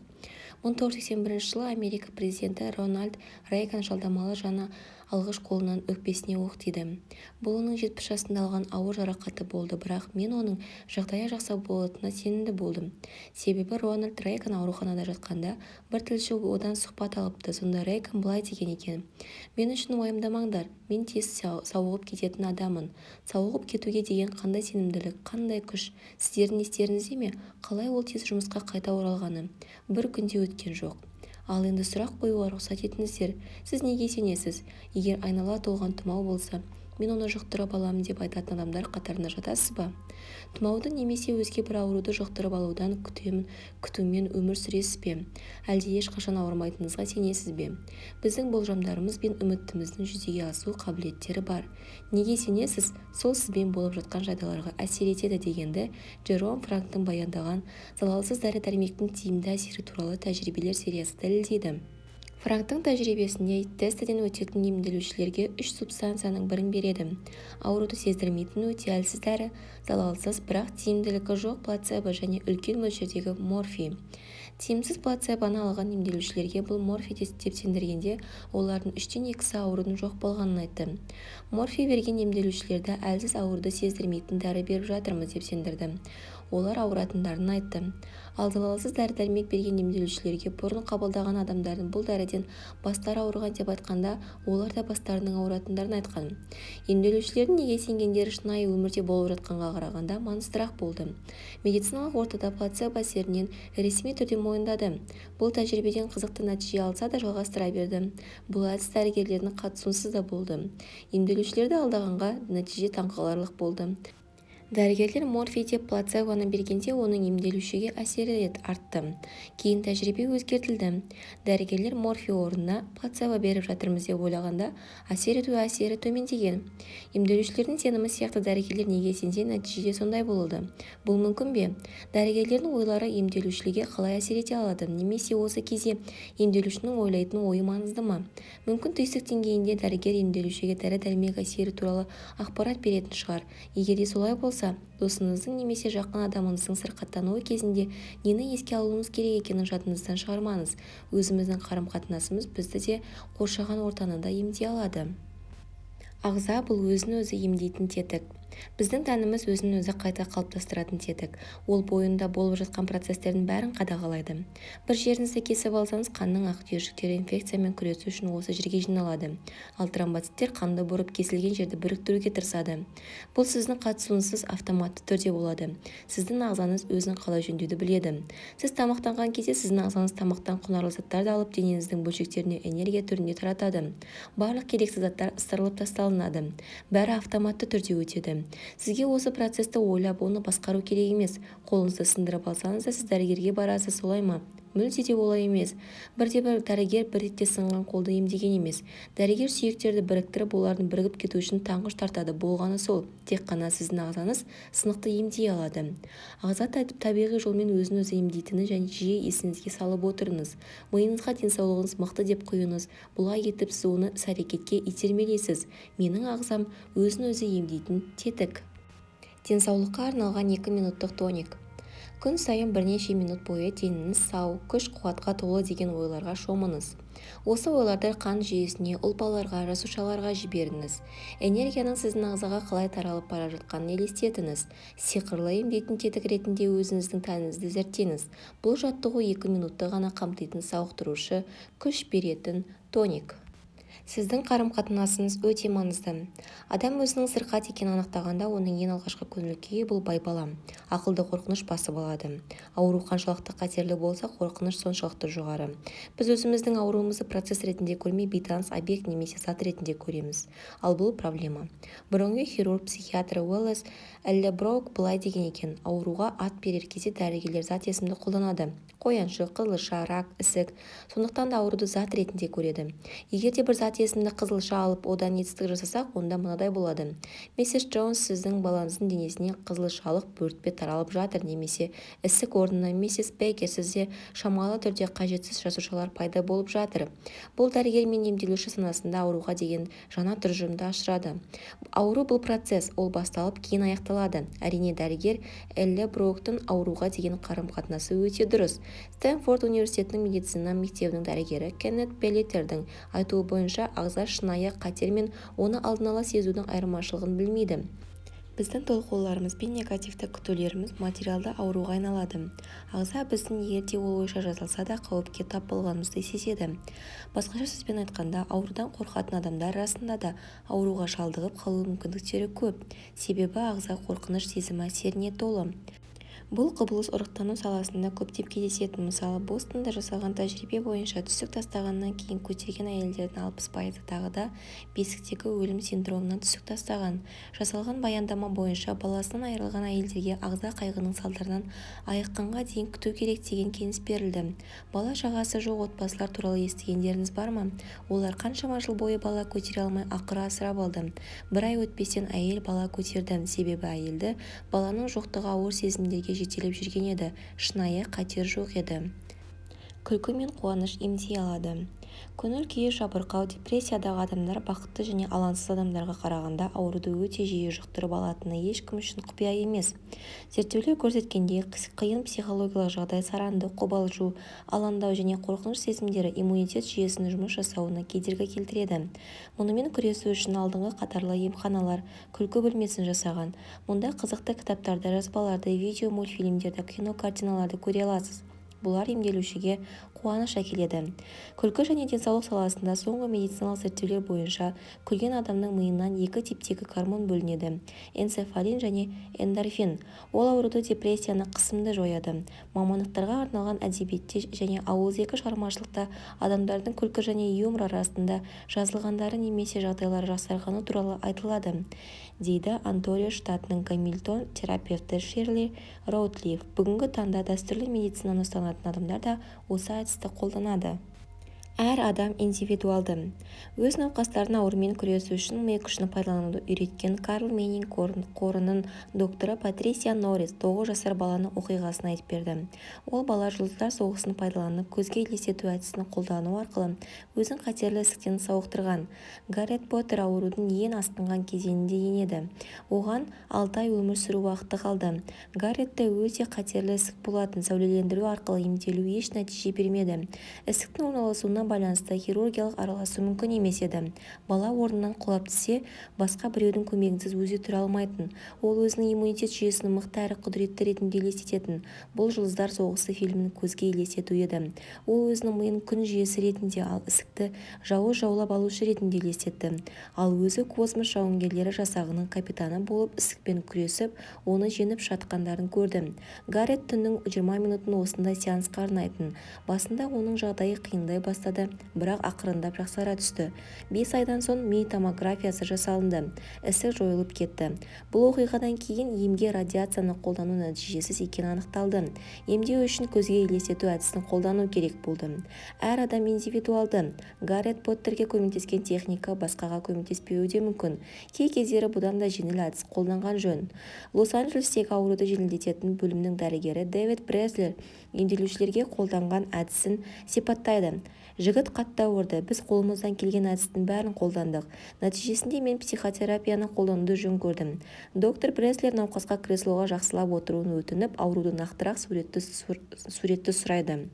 Жігіт оның жұлынынан шап берген үлкен итті көргенін айтады. Оған итпен татуласып, онымен әңгімелесу керек болды. Бұлай жасаған соң жігіт аурудың азайғанын айтады. Кейін ауру мүлдем жоғалып кетеді. Көптеген адамдар сияқты өзінің сырқатымен күресуді қойған соң ғана ол жігіттің ауруы жазылып кетеді. Атлет Кевин О'Нил мен ми күшін пайдалану арқылы өзінің карьерасын құтқарып қалды. Велосипедтен құлап, ол үлкен жарақат алады. Оның бір қолы майда-майда болып сынып, оның өзіне деген сенімін жоғалтты. Бұл оқиға триатлон бойынша негізгі жарысқа бір апта қалғанда болды. Спортшы өз денесіне кіріп, өз қолдарымен қолының сүйектерін біріктіріп жатқанын елестетеді. Көзге елестету нәтижесінде сүйектер дәрігерлер болжаған уақытқа қарағанда 2 есе тез бірігіп, ол жарысқа қатыса алды. Бұндай оқиғаларды шексіздікке дейін айта беруге болады. Әңгімені Ванкувер докторы Пол Реннидің сөзімен қорытындылайық. Ақыл бұл пайдаланылмаған ресурс, оны толыққанды зерттеу керек. Ол нақты зерттеудің пәні болуға тиіс. Ал Нобель сыйлығының лауреаты жетекші маман Джошуа Ледерберг бұл зерттеу саласын қазіргі таңдағы медицинада маңызды қадам деп атады. Біздің денсаулығымыз өз қолымызда, сондықтан да біз оны сақтау мен емдеуде маңызды рөл атқаруымыз керек. Науқастанып қалсаңыз, ауруға жол ашудың қажеті жоқ. Сіз өзіңізді емдеу жауапкершілігін бөліп алуыңыз керек. Альберт Швейцар айтқандай, нағыз дәрігер біздің ішімізде. 17 бөлім. Табыскер адамның санасы. Жер саған жеміс береді, ал егер де сенің өзіне қажеттіні өзің таба алмасаң, онда олар саған керек болмауы да мүмкін. Жебран Халил Жебран. Қаржылай тәуелсіздікті армандайтын әр адам өзіне табыскер адамның санасын жетілдіруі керек. Қараңыз, мен дамыту деп айттым, себебі бұндай сана өздігінен өзі пайда болмайды. Ешкім онымен тумайды және ол ешкімге жайдан жай берілмейді. Барлық жерде табыс пен мүмкіндікті көретін және күтетін тиісінше бағытталған және ашық жағдайдағы ақыл. Табыскер адамның санасына қарама-қарсы көп адамдарға таныс сәтсіз адамның санасы. Сәтсіз адамның санасы жолдағы көрсеткіштер сияқты барлық жерде тек қана кемшіліктер мен шектеуді ғана көреді. Олар тек қайыршылық пен ауыр күндерді ғана алып келеді. Осындай ойлау түріне ие болсаңыз, қаржылай тәуелсіздікке ешқашан жетпейсіз. Бұл мүмкін емес. Сіз бір уақытта екі жолмен жүре алмайсыз: байлыққа және қайыршылыққа. Себебі олар қарама-қарсы бағытта жүреді. Екі жол нақты бөлінген. Бұл жерде үлкен құпия жоқ. Қай жолды таңдасаңыз, ол негізінде сіздің тағдырыңызды анықтайды. Демек, сізде ойлаудың қандай түрі бар? Егер де сіз сәтсіз адам санасына ие болсаңыз, онда сіздің міндетіңіз түсінікті. Сіз бұл бұғаудан босанып, өзіңізде табыскер талапкер адамның санасын дамытыңыз. Төменде табысты адамның санасын қалыптастыру үшін 5 қадам көрсетілген. Бірінші қадам – табысқа сенімді дамытыңыз. Табысқа өзіңізді сендіру негізгі 4 сенімнен тұрады. Бірінші сенім бұл дүние байлыққа толы. Табысты адамның санасы әлемде барлығынан бәрі жеткілікті деп ойлайды. Тек қана оны қабылдау керек. Табиғатқа қараңыз, ол жомарт, үнемшіл емес, өзінің сыйлықтарын бергенде өте жомарт. Аспандағы жұлдыздарды санап көріңіз. Жұлдызды санау сіздің қолыңыздан келмейді, мұны ешкім жасаған емес және болашақта да жасай алмайды. Олар 100 миллиардпен саналады. Қайда қарасаңыз да байлықты көресіз, сол сияқты нарықта мүмкіндікке толы. Тек қана оларды көру үшін назарыңызды жинақтаңыз. Ал егерде бір жерде мүмкіндіктердің тапшылығы болса, ол тек сіздің басыңызда ғана. Сәтсіз адамның санасы айтады, менің баруыма болатын жерлер көп емес. Егерде мен көп нәрсеге кенелсем, онда басқа біреуде ол болмайды. Немесе, егерде жұмысымда жоғарыласам, басқа біреу жоғарылай алмайды. Сәтсіз адамның санасы былай ойлайды. Бір мақсатқа жету үшін әр адам басқалармен күреседі. Жан-жағымыздағы мүмкіндіктер өте шектеулі. Әрдайым ақша жетіспейді, немесе бәрі сондай қымбат. Мұқият ойланыңыз. Осы ойлардың бірі сізді мазаламайды ма? Сәтсіз адамның санасы сіздің миыңызды жаулап алуы бұл уақытша. Екінші сенім. Өмір қуаныш пен қанағаттануды әкеледі. Сәтсіз адамның санасы өмір қиын және проблемаға толы деп сенеді. Бір нәрсеге жету үшін қауырт жұмыс жасау керек деп сенеді. Сіз ол жолыңызда бір нәрсеге қол жеткізу үшін қауырт жұмыс жасау керек, бәрі оңайлықпен келмейді деп ойлайтын көптеген адамдарды кездестірдіңіз. Бұдан басқаша болуы да мүмкін емес. Есіңізде ме? Мен бұрындары сенім туралы не айттым? Қандай сенімді таңдасаңыз да, сіздің миыңыз оны қолдау үшін тиісті негіздерді тауып береді. Адамдардың көбі өмір қиын және қатал дегенге сенеді, және олардың өмірі сондай болады. Сәтсіз адамның санасы әрдайым проблемаларды, қиыншылықтарды, көңіл қалуды іздейді, күтеді және әрдайым соған кезігеді. Табысты адамның санасы өмірге саяхат ретінде қарайды. Ол қолдауды күтеді, өмірде қуаныш пен жайлылықты іздейді және әрдайым оны табады.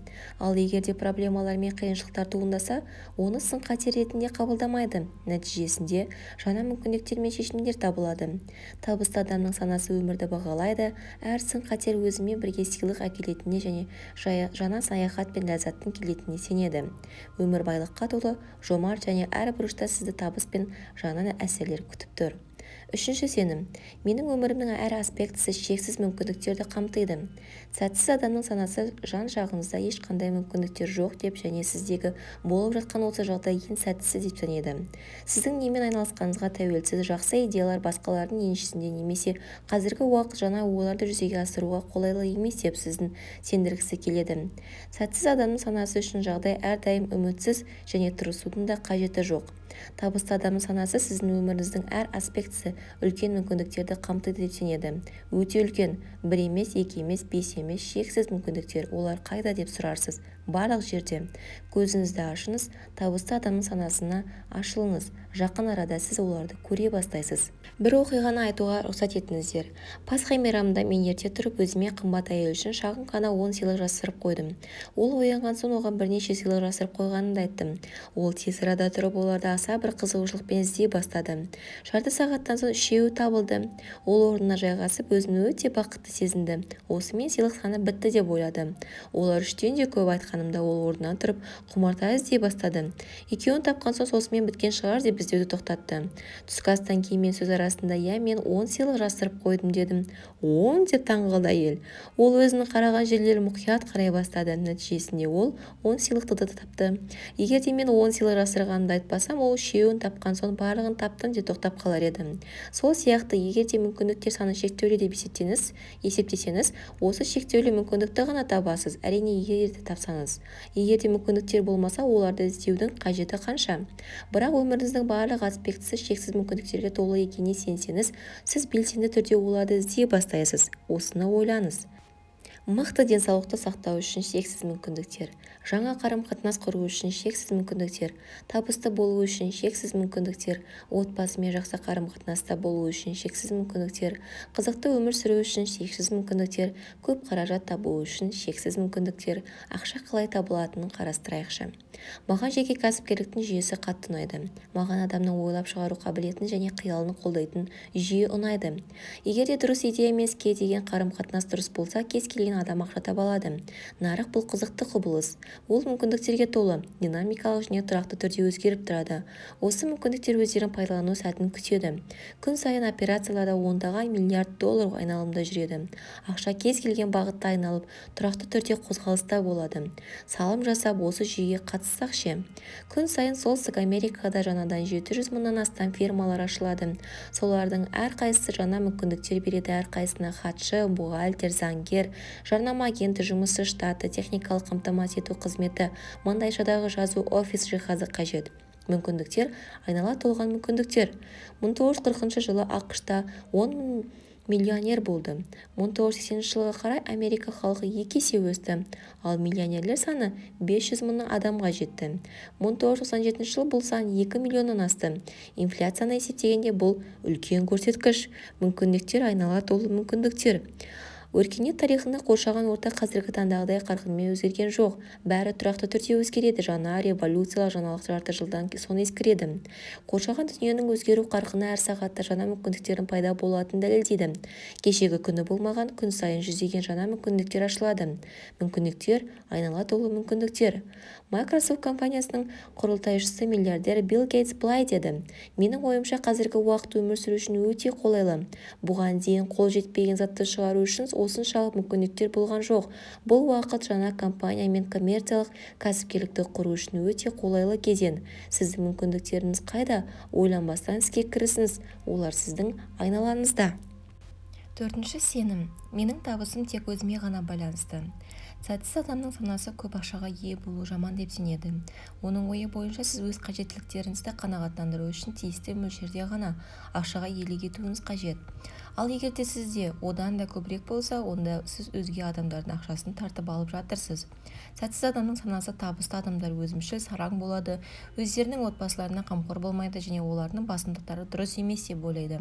Табысты адамның санасы, егер де адамда көп ақша болса, бұл жақсы және сіздің табысыңыз тек өзіңізге ғана байланысты деп сенеді. Ол бұған сенеді, себебі қомақты қаржы тапсаңыз, онда сізге өзгелерге көмектесуге мүмкіндік бар, әсіресе қаржы жағынан. Тек қана осы мағынаға ие. Егер де филантроп ақшаны тапса, қалай қайырымдылыққа 10 немесе 10 мың доллар бере алады. Ақшаны бізді қоршаған адамдардың пайдасы үшін қолданудың бірнеше тәсілі бар. Өзіңіздің әл-ауқатыңыздан ләззат алыңыз және өзгелерге көмек жасаңыз. Сіз табысқа кенелген уақытта ақшаны қайырымдылық мақсаттарда жұмсай аласыз. Достарыңызға көмектесе аласыз. Сізге қарағанда табысты емес адамдарға жәрдемдесе аласыз. Осылай сіз үлкен көлемде қаржы энергиясын жасайсыз және оны қалаған бағытыңызда жұмсай аласыз. Табысты болу, көп ақшаны тауып, мүмкіндігінше өзгелерге жәрдемдесу – бұл сіздің міндетіңіз. Табысты адамның санасын қалыптастырудағы алғашқы қадам сізге табысқа деген сенімді қалыптастыруға көмек беретін негізгі 4 көзқарасты өзіңіздің түйсігіңізде бекіту керек. Бірінші, бұл әлем байлыққа толы. Екінші, өмір қуаныш пен ләззат әкеледі. Үшінші, менің өмірімнің әр аспектісі шексіз мүмкіндіктерді қамтиды. Төртінші, менің табысым тек өзіме байланысты. Екінші қадам. Қазіргі өмірде әл-ауқатты іздеңіз және оны табыңыз. Сіздің айналаңызда әл-ауқатқа толы. Сізге тек көзіңізді ашу ғана керек. Өзіңізді табысты адам ретінде сезінбей, ақша өзі сізге келеді деп күтпеңіз. Қазіргі сәтте өзіңізді табысты адам ретінде сезініңіз. Сіздің достарыңыз көп пе? Сіздің денсаулығыңыз жақсы ма? Идеяларыңыз, киімдеріңіз немесе уақытыңыз көп пе? Өз өміріңіздегі толық игілік сезінетін саланы табыңыз. Қалай мен өзімді табысқа бағыттадым және ауқатты болдым? Мен өзімді алғаш рет табысқа бағыттағаным жайлы айтып беруіме рұқсат етіңіздер. Мен орман ішінде орналасқан кішкентай ғана үйде тұрдым. Мұнда жарық та, су да болмады. Менде қаражат та болмады, бірақ мен әл-ауқат қағидатын жақсы түсіндім және өзімді бағыттай бастадым. Мен отын жарып, мені қоршаған молшылық үшін ризашылық сезімін сезіндім. Отынды бір қатарға үйіп жатқанда мен былай дедім: менде 1-2 немесе 10 бөлік отын ғана емес, мені жылытатын көп мөлшерде отын бар. Таңғы, түскі немесе кешкі асымды ішкен кезде мен өзімді және әлемді мендегі молшылық үшін асыра мақтадым. Егер де менің алдымда 100 тұрса, мен әр 100-ді бірінен соң бірін санадым. Менде 1 немесе 200 болған жоқ, одан да көп 100 болды. Орманда серуендеп жүрген кезімде жан-жағымда гүлденуді көрдім. Жазық дала гүлге толы болды. Ағаштар, құстар, табиғат, бәрі де молшылық болды. Әрине, табиғат жомарт. Менде ақша болмаса да, мен молшылықта баса назар аудардым. Егер де өз санамды осы бағытқа бұрсам, бұл молшылық келетінін мен білдім. Аудиторияларда өзімнің алғашқы дәрістерімді оқыған кезде мен 3 жұлдызды қонақ үйде тұрдым. Мен осыдан ұялатынмын, сондықтан ғана оған кіргенімді немесе шыққанымды ешкімге көрсетпеуге тырыстым. Кешкі мезгілде бірінші класты қонақ үйдің вестибюльдеріне кіріп, осы жердің энергиясы мен атмосферасына өз бойыма сіңіргім келді. Көп уақыт ұзамай мен қомақты қаражат таптым. Бұл 5 жұлдызды қонақ үйге тоқтауға мүмкіндік берді. Мен бұл үшін дүниеге өзімнің ризашылығымды білдірдім. Бір күні өзімнің тоқтаған қонақ үйдің коридорында қыдырып жүріп, қызметші жинап жатқан бір бөлмеге кірдім. Қонақжайдың бөлмесіне бірде-бір төсек орын болмағаны мені қатты таңғалдым. Қызметші әйелден бұл бөлмені қарауға рұқсат сұрадым. Мұнда 2 бөлме бар екен, үлкен қонақжай және жатын бөлме. Мен таңғалдым. Бұл менің сәулетті үлкен нөмірмен алғаш танысуым еді. Осы күннен бастап өзімді осында үйде тұрып жатқанымды елестеттім. Нәтижесінде қолымды жеткіздім. Осы кезде менде осында үйді жалдауға жағдайым болмады. Бірақ бір күн болса да осында үйде тұрып, молшылық атмосферасында өмір сүргім келді. Мен өзім жалдаған нөмірдің ішін қарап шықтым да өзімді ауқатты адам сезіндім. Керемет диванға отырып үстелге аяғымды қойдым. Бұл менің түсім емес еді. Бір тәулікке болса да мен осы жайлы нөмірді жалдандым. Мен осы әлемге оның жомарттығы үшін рахмет айттым. Уақыт өте келе мен осындай жайлы қонақжайды өте жиі жалдап тұрдым. Басында менің табысым шамалы ғана болса да, уақыт өте келе мен көп мөлшерде қаражат таба бастадым. Наполеон Хилл көп адамдардың қаражаты бойынша мұғалімі бірде былай деп айтқан екен дейді. Сізге қомақты қаражат аяқ астынан келеді және сіз оларды осы уақыт бойы қайда болды деп таңғаласыз. Менімен осындай жағдай болды. Қаржылай тәуелсіздікке жеткен күнім осы күнге дейін есімде. Ойлаудың күші атты курсымның 5 жылдығына орай мен кеш ұйымдастырдым. Мен әлемдік іссапарда жүрген едім. Сиднейдегі Шератон мейманханасындағы президенттік сәулетті үлкен үйде тоқтадым. Бұл өте кең еді. Қонақжайдың көлемі вестибюльдің көлеміндей.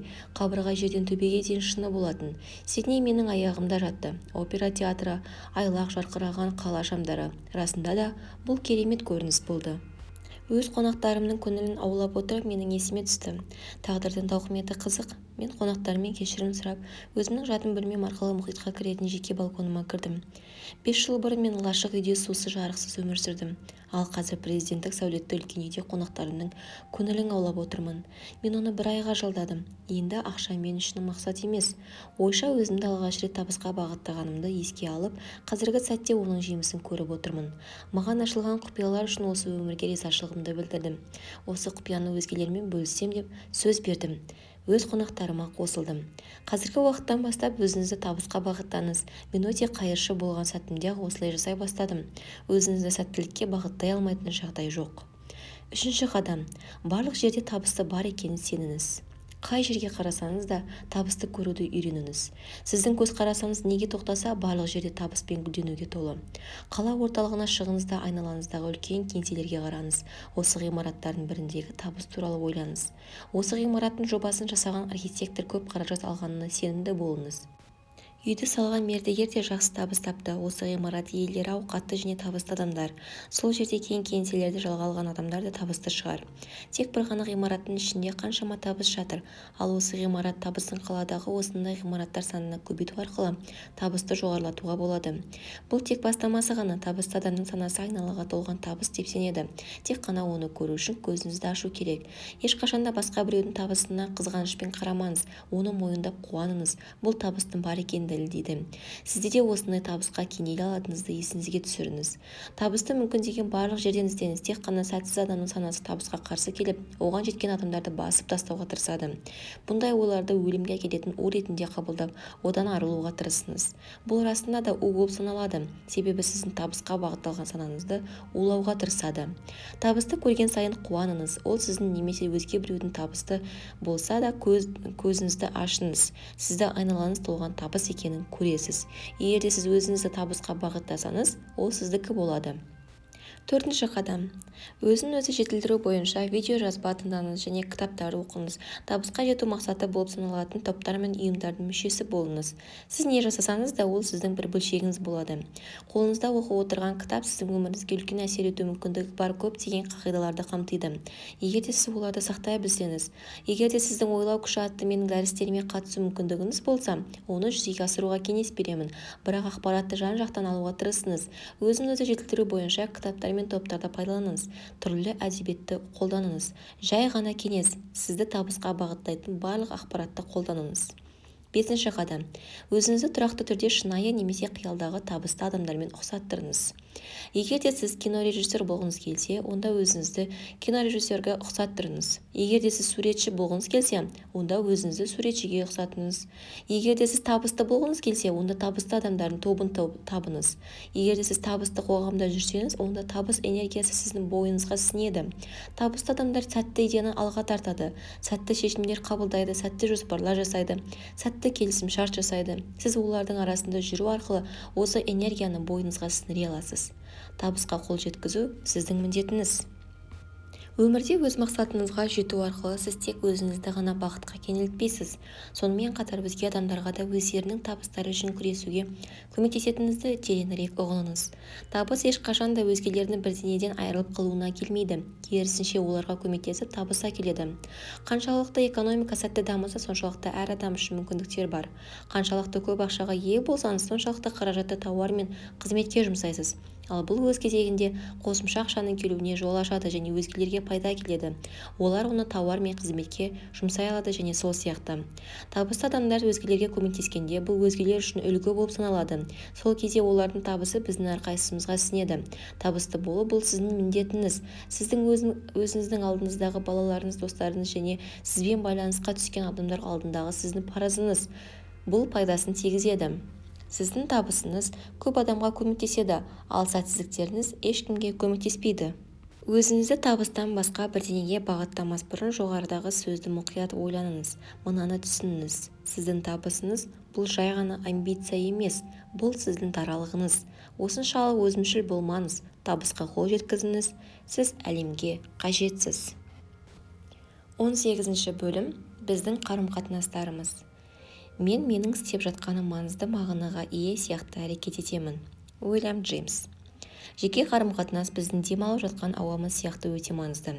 Барлығымызға достар, сүйікті серіктес адамдар керек, яғни біздің қуаныштарымызды, қайғымызды, қорқынышымыз бен табысымызды бірге бөлісетін адамдар керек.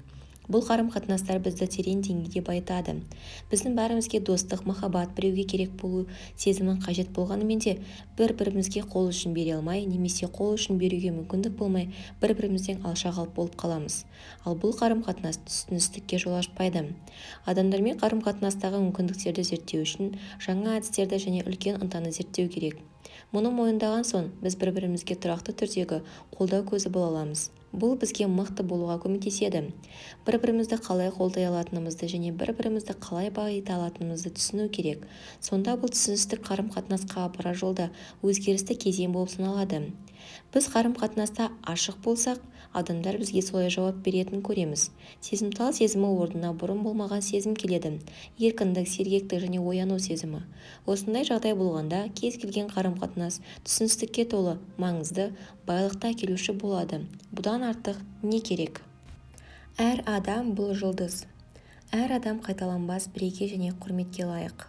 Әр адам бұл жұлдыз. Сіздің күйеуіңіз, сіздің әйеліңіз, сіздің ата-аналарыңыз да қайталанбас біреге және қызықты.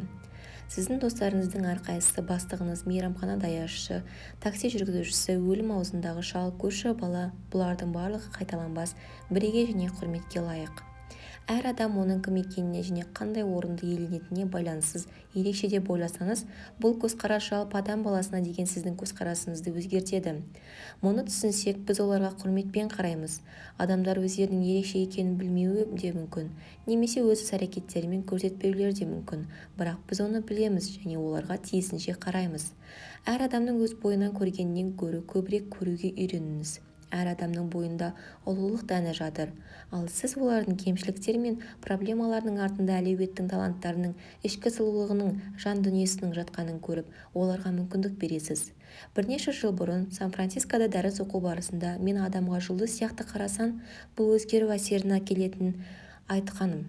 Мен өз отбасыммен және әріптестеріммен елді аралап жүредім. бізге бала күтушіні табу қиындыққа соқты. Сондықтан да мейірімсіз және қатыгез әйелді жалдауға тура келді. Ол әрдайым бір нәрседен мін табатын. Ол үйге келгенде оның қасында отырмау үшін біз тезірек үйден шығып кетуге тырысатынбыз. Өзімнің ол әйелге онша жақсы қарамайтынымды анықтап, оған деген қарым-қатынасымды өзгертуге бел будым. Ішкі жан дүниесінде ол өте мейірімді және көңілді адам болуы мүмкін екенін түсіндім. Мен оны күліп тұрған адам ретінде, кейін күн нұры ретінде елестеттім. Келесі жолы ол біздің үйге келгенде мен үйден қашып кетуге тырыспай, оны өзіме шақырып алып, оған мына сөзді айттым. Сіз білесіз бе? Әрдайым сіз осы үйге келген сайын меніңше бұл үйге күн нұры кірген сияқты. Ол маған таңғалып қарап тұрды. Мен өз сөзімді жалғастырдым. Сізді және сіздің осы үйде бала күтушісі болып жұмыс істеп жүргеніңізді біз бағалаймыз және біздің ортада сізде адам бар екеніне қуаныштымыз. Ол үнсіз тұрды. Кешке үйге қайтқан соң менің сөздерімді тағы да қайталай бастады. Ол келесі жолы үйге келгенде мен оны мынадай сөздермен қарсы алдым. Қараңыздар, күн нұры келді. Мен расында да солай ойладым, себебі оның мейірімді, жақсы адам екеніне көзім жетті. Ол маған күлімсіреп қарады. Мен оның күлгенін бірінші рет көрдім. Бөлмедегі адамдар басқа бөлмеге шығып кеткенде ол әйел маған былай деді. Бұған дейін маған ешкім сіз сияқты осындай жақсы сөздер айтқан емес, ешқашан. Өмірімде бір рет те естімедім осындай сөздерді. Мен таң қалдым. Ол әйелге ешкім ешқашан жылы сөз айтпағанын мен елестете алмадым. Мен оның балалық шағын, оның қаншалықты қиындық көргенін елестеттім. Оның өмірі қандай қиын. Мен оған өз көзқарасымды өзгерткеніме қуандым және оған деген қарым-қатынасым үшін ұялдым. Мен оның бойына жағымдылықты қолдайтын энергия сіңіруге тырыстым. Нәтиже таңқаларлық болды. Ол бәріне мін табуды қойды. Өте мейірімді жанға айналды. Ең қызығы, оның бетіндегі әжімдер тартылып, ол 20 жылға жас көрінді. Мұны барлығы байқады. Расында да ол күн нұрына айналды. Бұл жағдай адамдарға деген менің көзқарасымды мәңгілікке өзгертті. Адамдар құрметке лайық деп мойындасаңыз, олар өздерін тиісінше ұстайды. Сіз адамдардың жақсы жақтарын көріп, оларға мүмкіндік бересіз. Мүмкін олар өздерін ұлы немесе бірегей ретінде санамайтын шығар. Мүмкін олар өздерін түкке тұрмайтын адам сияқты санайтын шығар. Сондықтан да олардың айнасы болыңыз. Олардың мүмкіндіктерін көріп тұрғаныңызды көрсетіңіз. Мұны өздеріңіздің іс-әрекетіңізбен, сөздеріңізбен, ойларыңызбен немесе сезімдеріңізбен көрсетіңіз. Әр адамның өмірі маңызды. Әр адам өз пайдасын тигізе алады. Әр адамға бірегей ерекше адам ретінде қараңыз. Сіздің қолдауыңыз біреудің өмірінде өзгерісі сәт болуы мүмкін. Сондықтан да адамның сыртқы бейнесіне алданып, оның ұлылығын көре алмай қалмаңыз. Әр адамға сеніп, әр адам бойында ең жақсы қасиетті іздеңіз. Егер де әр адамға осылай қарасаңыз, сіздің олармен қарым-қатынасыңыз өзара түсіністікке ие болып, қарапайым ғана араласу сізге оған деген үлкен жылулық сезімін әкеледі. Біз адамдарға көмек көрсету, сүю және бір-бірімізбен бөлісу қабілетіне иеміз. Бұны жасау үшін тек қана оны қалау керек. Бір-біріңізге қамқорлық жасаңыз, себебі бәріміз адам баласымыз ғой.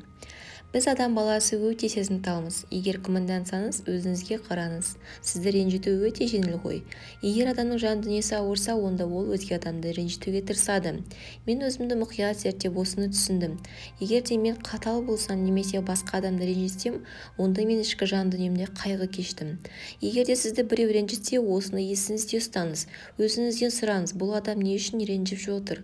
Оған мейірімді көзқараспен қараңыз. Оның ішкі жан дүниесіндегі күйініші оған қуаныш әкеп жатқан жоқ. Адамдардың қандай қорқыныш, ренжу, көңіл қалу, қиыншылық сезімдерін бойында ұстап жүргендерін білмейміз ғой. Ескі Матильда айтқандай, оның аяқ киімімен 1 миля жүріп өткенге дейін оны сөкпе. Ойлау күші атты менің дәрісімді тыңдап жүрген бір келіншек жұмысына кетпек болды. Себебі оның әріптесі өте нашар адам болатын. Менің шәкіртім ол әйелі мүлде қабылдамады. Олар мүлде сөйлеспейтін. Бұл жағдайды 1 жылға созылды. Содан соң менің шәкіртім бір өзгеріс енгізбекші болды. Менің шәкіртім әріптесінің жан дүниесін мазалаған проблема бар екенін сезіп, осы күннен бастап оған ренжімей, ол туралы жақсы ойлаймын деп шешті. Оның әріптесі әрдайым өзін жаман қырынан көрсеткен сайын менің шәкіртім ол туралы жақсы ойлады. Менің шәкіртім әріптесінің жаман қылықтарына мән бермей, оны әрдайым қолдап, ол ішкі жан дүниесінде ерекше бірегей құрметке лайықты адам деп ойлады. Әр кеш сайын әріптесін жақсы жайдарлы адам ретінде елестетті. Бұл әйелдің ішкі жан дүниесінде осындай екенін білді. Өзін және өзінің әріптесін жақсы құрбылар ретінде елестетті. Нәтижесінде ол өз әріптесіне жақындап онымен сөйлеспегені үшін кешірім сұрады және құрбылар сияқты араласқысы келетінін айтты. Әйел ештеңе айтқан жоқ, бірақ қатты таңғалды. Уақыт өте келе оның көңіл күйі өзгере бастады. Қазір олар жақсы құрбылар және жұмыстағы атмосфера қолайлы және жайлы. Бұндай жағдай ылғи да болып тұрады. Мен өмірімде осындай оқиғаларды көп естідім, яғни туыстарынан және әріптестеріне деген ойларын өзгертіп, қарым-қатынастарын да өзгерткен. Қанша екенін санай да алмаймын. Сіз адамдарға деген өз қарым-қатынасыңызды өзгертсеңіз, олар сізге басқаша қарайтын болады.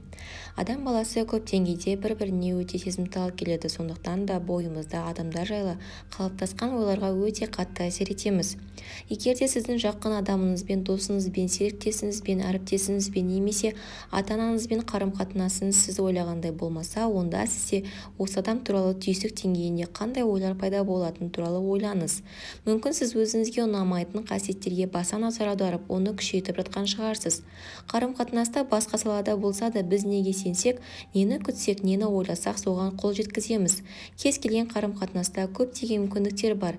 Әрине, егер сіз ойларыңызға тәжірибе жасауға дайын болсаңыз, көздік бейнелер сіздің адамға деген қарым-қатынасыңызды өзгертуге көмектеседі және сіздің қарым-қатынасыңыздың иесі болуға мүмкіндік береді. Сондықтан да жағымсыз қарым-қатынасқа мән бермей, өз қарым-қатынасыңыздың иесі болыңыз. Өзіңізге лайықты қарым-қатынасты өзіңізге жақындатыңыз. Өзіңізге идеалды жұбайды қалай жақындатуға болады? Бірінші қадам. Сізге лайықты болатын адамды елестетіңіз. Сіз қандай қасиет іздейсіз? Сізде тәндік идеал бар ма? Сондай адамның қасында өзіңізді бірге серуендеп жүргеніңізді, қуанып жүргеніңізді, онымен бірге өткізген махаббат пен нәзіктік сезімін елестетіңіз. Серігіңіздің қиялыңызда жасаңыз. Оның жүзін елестетуге тырыспаңыз немесе барлық бөлшектерді жасауға ұмтылмаңыз. Бұны жасау тағдыр еншісінде. Ал сіз болашақ жарыңыздың өзіңізге қажетті қасиеттермен толықтырыңыз. Екінші қадам. Сіз осы адамға не бере алатыныңызға мән беріңіз. Сіз оған көп нәрсе ұсына аласыз. Өзіңіз жайлы жақсылап ойлаңыз және осы адамға нені бере алатыныңызды жайлы немесе нені бірге бөлісе алатыныңызды елестетіңіз. Үшінші қадам. Өзіңіздің көзге көрінбейтін серігіңіздің, яғни түйсігіңіздің көмегін иеленіңіз. Түйсігіңізден көмек сұраңыз. Қандай жағдайда осындай адамды кездестіре аласыз? Ішкі дауыс бөлімін оқып, түйсігіңіз көрсететін идея мен ережелерді ұстаныңыз. Төртінші қадам. Мынаны ойластырыңыз. Өмірде сізбен болғысы келген, сіз бере алатынды бөліскісі келетін мыңдаған адам бар. Сіздің идеалды серігіңізбен кездесу мүмкіндігін жүзеге асыру мақсатында сіздің көзіңіздегі образдарыңыз, арманыңыз бен ішкі дауысыңыз күштерді қозғалысқа келеді. Есіңізде ұстаңыз, бұл адам сізге ұқсас адамды іздестіріп жүр. Іскерлік қарым-қатынаста қалай жақындатуға болады? Бірінші қадам. Өзіңіз жұмыс жасағыңыз келген адамды елестетіңіз. Ол қандай байланыстарға, таланттарға, ақпаратқа немесе білімге ие болуы керек. Егер де сізге жапон тілінде шамалы сөйлеп маржан ұстайтын адам керек болса, онда оны елестетіңіз. Егер де сіз штаттан тыс тілші жұмысына орналасқыңыз келсе, онда редакторда оның сіздің салаңызға байланысты жұмысы бар екенін немесе сізді қызықтыратын салада сізге жұмыс бар екенін елестетіңіз. Осы адаммен қарым-қатынастан тұрақты түрде өзара түсіністік пен сыйластықтан алған ләззатыңызды елестетіңіз. Екінші қадам. Бұл адамға не бере алатыныңызға баса назар аударыңыз. Қандай талантқа, өнімге, еңбек өтіліне иесіз. Сіз ол адамға мұқтаж болғандай, ол да сізге және сіздің оған ұсына алатыныңызға мұқтаж. Үшінші қадам. Өзіңіздің көзге көрінбес серігіңіз, яғни түйсігіңізден көмек алыңыз. Одан көмек сұраңыз. Қандай жағдайларға байланысты сіз осындай адамды кездестіре аласыз? Ішкі дауыс бөлімін оқып, сіздің түйсігіңіз көрсеткен идеялар мен ережелерді орындаңыз. Төртінші қадам. Мына ойды електен өткізіңіз. Дүниеде сіздің ұсынысыңызды қуанышпен қабылдайтын мыңдаған мүмкіндіктерде адамдар бар. Осындай адамдармен сіздің кездесуіңізді сіздің көзіңіздегі образдарыңыз, арманыңыз бен ішкі сезіміңіз энергиямен күшті қозғалысқа келу арқылы мүмкін етеді. Мүмкін сіз көптеген сатып алушылар мен тұтынушыларды жақындатқыңыз келетін шығар. Аталған жаттығуды жасаңыз. Сізге қандай тұтынушылар керек және оларға не ұсына аласыз? Осындай жағдайға арналған жақсы көзқарас мен идеалды тұтынушылар мен жағдайларды жақындатамын. Өзге адамдар бойында күш пен өз-өзіне сенімділік қасиетін күшейтіңіз. Сіз өзге адамдар бойында өз тарапыңыздан оларға күш пен өз-өзіне сенімділік қасиеттерін өте аз күшейте аласыз. Сіз екеуіңіз де мықты бола бастайсыз. Адамдардың күші мен өз-өзіне сенімділігін күшейту бұл өзге адамдардың өміріне қатысатын ерекше және жеке әдіс. Бірде Джон Кеннеди атындағы Нью-Йорк әуежайда отырғанында менің рейсім кешігіп жатқанын, жолаушылардың келесі ережелер үшін номер 7 орынға жақындауын хабарлады. Мен номер 7 орынға жақындағанымда кезек үлкен екен және жолаушылардың көбі билет сатушыға өздерінің шағымдарын айтып жатты. Адамдар кездесуге кешігіп қалғандарын айтып сатушы қыздан енді біз не істейміз деп сұрап жатты. Әуежай қызметкері өте шаршаған болып көрінді. Жағдайды түсіндіріп әлек болды. Әр ашулы жолаушымен сөйлескен сайын оның иықтары төмен түсіп бара жатқандай болды. Менің кезегім келгенде мен оның күш пен өз-өзіне сенімділігін арттырайын деп ойладым. Мен сіздің жұмысыңызды құрметпен қараймын, дедім де мен шын жүректен. Түсінем, жағдай расында да қиын және сіздің қолыңыздан келгеннің бәрін жасап жатырсыз. Мен сіздің адамдармен сыпайы сөйлескеніңізді көрдім және рейстің өзгергені үшін сіз кінәлі емессіз. Ол оны бір адам түсінгені үшін терең тыныс алды. Мен өз ойымды жалғастырдым. Мен сізге рахмет айтқым келеді және сіз жақсы жұмыс жасап жатырсыз. Сіз өз-өзіңізді мақтан тұта аласыз. Рахмет, деді ол. Қазіргі сәтте осындай қолдау маған қажет. Мен одан келесі ережелерді алып өз жөніме кеттім. Бірақ артыма бұрылып оның басқа жолаушылармен қалай сөйлесіп жатқанын көрдім. Ол тік тұрып өзіне сенімді болып сөйлесті. Мен осы сәтте оған қажетті энергияны бердім. Мен үшін өз ризалығымды білдіру оңай болды және бұл билет сатушы үшін қаншалықты маңызды екенін көрдім. Сіз екі сөзбен ғана адамдарға күш пен энергия бере аласыз ба? Әрине, бұл қолыңыздан келеді.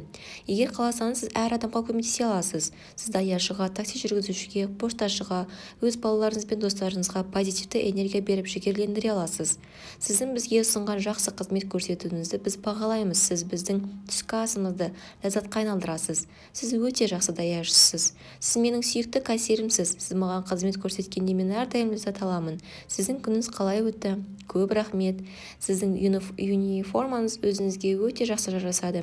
Қарапайым ғана күніңіз сәтті өтсін деген сөз шын жүректен ынтамен әңгімелесуді бастау мақсатында айтылса, әрине кез келген адамға күш пен өз-өзіне сенімділік әкеледі. Сіз адамға ештеңе айтпай-ақ ойша көмектесе аласыз. Менің бір досым көшеде үндемей-ақ адамдарға оң ойлар жіберуді жақсы көреді. Маған таныс сәтті бизнесмен өзінің жолында кездескен әр адамға бақыт пен табыс тілейді. Махаббат пен жақсылық туралы ойлар адамды еркін қылады. Жылы сөзбен қолдау серпін береді. Адамдар мойындау оларды өз-өзіне сенімді қылады. Егер де сіз адамдарды олардың ерекше, қажетті және сіз үшін маңызды екенін сендірсеңіз, онда бұл оларды қолдап, олардың өз-өзіне деген сенімдерін арттырады. Бұл қарапайым ғана демеу адамдарға бірнеше күнге немесе өмір бойына созылатын әсер береді. Өз бойында күш пен өз-өзіне деген сенімділікті қалай арттыруға болады? Кей кездері біздің жеке қарым-қатынастарымыз бұл біздің өзімізбен қарым-қатынасымыз. Өзіңізге жақсы қараңыз, қатал болмаңыз, есіңізде ұстаңыз. Сіз де басқа адамдар сияқты ерекше қайталанбас адамсыз және құрметке лайықсыз. Бізге былай дейді: адамдардың бәрін өзің сияқты жақсы көр. Бұл жерде баса назар адамдардың бәрін деген сөзге аударылады. Егер де біз адамдардың бәрін жақсы көрсек, онда ең алдымен өзімізді жақсы көруіміз керек. Өзімізді қаншалықты жақсы көрсек, өзгелерді де соншалықты жақсы көреміз. Күшті, мейірімді, денсаулығы мықты адам болу үшін өзіңіздің күшіңіз бен өз-өзіңізге деген сенімділікті арттырыңыз. Әрдайым өзіңіздің бірегейлігіңізді мойындаңыз. Өзіңізді табысты, жақсы көретін, ашық, еркін адам ретінде елестетіңіз. Имиджіңіз бойынша жұмыс жасаңыз және оны мықты әрі сенімді етіп қалыптастырыңыз. Сіз өзіңізге ұнауыңыз керек. Сіз өзіңізді жақсы көруіңіз керек. Сіз өзіңізге жақсы дос болуыңыз керек. Қарым-қатынасты қолдау керек. Өз достарыңызды жақсы көретініңіз жайлы қашан айттыңыз? Олардың сізді қолдағаны туралы, достығы, махаббаты үшін қашан рахмет айттыңыз? Қарым-қатынасыңызды терең еттіңіз, өзгелерді жоғары бағалаңыз және оны көрсете біліңіз. Мен расында да біздің достығымызды бағалаймын және құрметпен қараймын деңіз. Бұл сөз шын жүректен айтылса, ол көп нәрсені айтады. Жер бетінде достық пен қарым-қатынастан асқан байлық жоқ. Жолыңызда кездескен әр адам үшін жақсы дос болыңыз. Адамдарға қажет сәтте олардың жанынан табылыңыз. Адамдарды қабылдаңыз, адамдарды жақсы көріңіз. Олар сізге жауап қатпаса да, оларды жақсы көріңіз. Басқа біреу бірінші қадам жасайды деп күтпеңіз. Барлық адам үшін ашық болыңыз. Сіз өзіңіздің жалғыздығыңыздан басқа ештеңе жоғалтпайсыз. Қарым-қатынасты өзгерту, өзіңізді өзгерту. Біз барлығымыз бір отбасы мүшесіміз, сондықтан да егер дамығымыз келсе, онда бір-бірімізге махаббат пен қамқорлық сезім беруіміз керек. Біздің қарым-қатынасымызды өзгерту жолы бұл өзгеріс пен даму жолы. Бұл жол қауіпке, қателіктерге, жаңалықтарға толы болады. Бұл жол кішкентай істерден басталады. Адамдарға деген қарым-қатынасты өзгертуден, қол ұшын беруден, бейтаныс адаммен сырласудан. Бірақ бұл уақыт өте келе ләззат әкелетін үлкен бір нәрсеге өседі. Сіз қуанышқа толы өмірге иеленесіз, салтанат құрасыз, сіз бұған дейін қол жеткізбеген сезімді, яғни өзіңізді ашық, еркін сезінесіз. 19 бөлім. Бар күш-жігеріңізбен жаттығыңыз. Нәтиже сіздің күткеніңізден асып түсуі мүмкін. Барлығы жеңіске жеткенді жақсы көреді, бірақ барлығы бірдей еңбек еткенді жақсы көре ме? Марк Спиц. Бұл оқиға 1972 жылы Мюнхенде болды. Әлі әлемге кеңінен танылмаған жүзгіш бассейн бортында старт сигналын күтіп тұрды. Бұл оның өміріндегі алғашқы Олимпиада ойындары еді, және ол финалға шықты. Сигнал берілген соң ол суға сүңгіп бар күшін жұмсап жүзді. Бірнеше минуттан соң жүзгіш алтын медальді иеленіп, жаңа рекорд жасады. Келесі күні тағы бір жүзу сайысына қатысып, алтын медальді жеңіп алды. Ең қызығы, ол тағы да рекорд жасады. Ол Мюнхенде өткен жүзушілердің 7 сайысына қатысып, 7 алтын медальге ие болып, 7 әлемдік рекорд жасады. Бұл Олимпиада ойындары тарихында болған таң қаларлық оқиғалардың бірі болды. Бір сәтте Марк Спицтің аты әлемге танымал болды. Бұл триумф астарында Марктың тренажер залында бассейнде дайындалған еңбегі мен оның қайсарлығы жатты. Ол уақыт, күн, жылдар бойы осы Мюнхенде өтетін Олимпиада ойындарына дайындалды. Оның жеңісі қарапайым ғана сәттілік пен кездейсоқтық болған жоқ. Бұл оның спортқа бірнеше жылдар бойы жұмсаған күш-жігерінің нәтижесі. Оның жүрегі чемпионның жүрегі, және оның бойында өзіне не қажет екенін білетін адамның қайсарлығы бар. Ол осы мақсатқа жету үшін не жасау керектігін де біледі. Әлемге танымал болғысы келетін адамдар үшін оның сөздерінің маңызы бар. Барлығы жеңіске жеткенді жақсы көреді, бірақ барлығы бірдей еңбек еткенді жақсы көре ме? Қуанышымызға орай, ойлау қабілетін тиімді пайдалану үшін Олимпиада чемпионының қайсарлығы қажет емес, себебі оны шектеулі адамдар ғана пайдалана алар еді. Бірақ сіз осы жаттығуға қажетті уақытты арнауыңыз керек.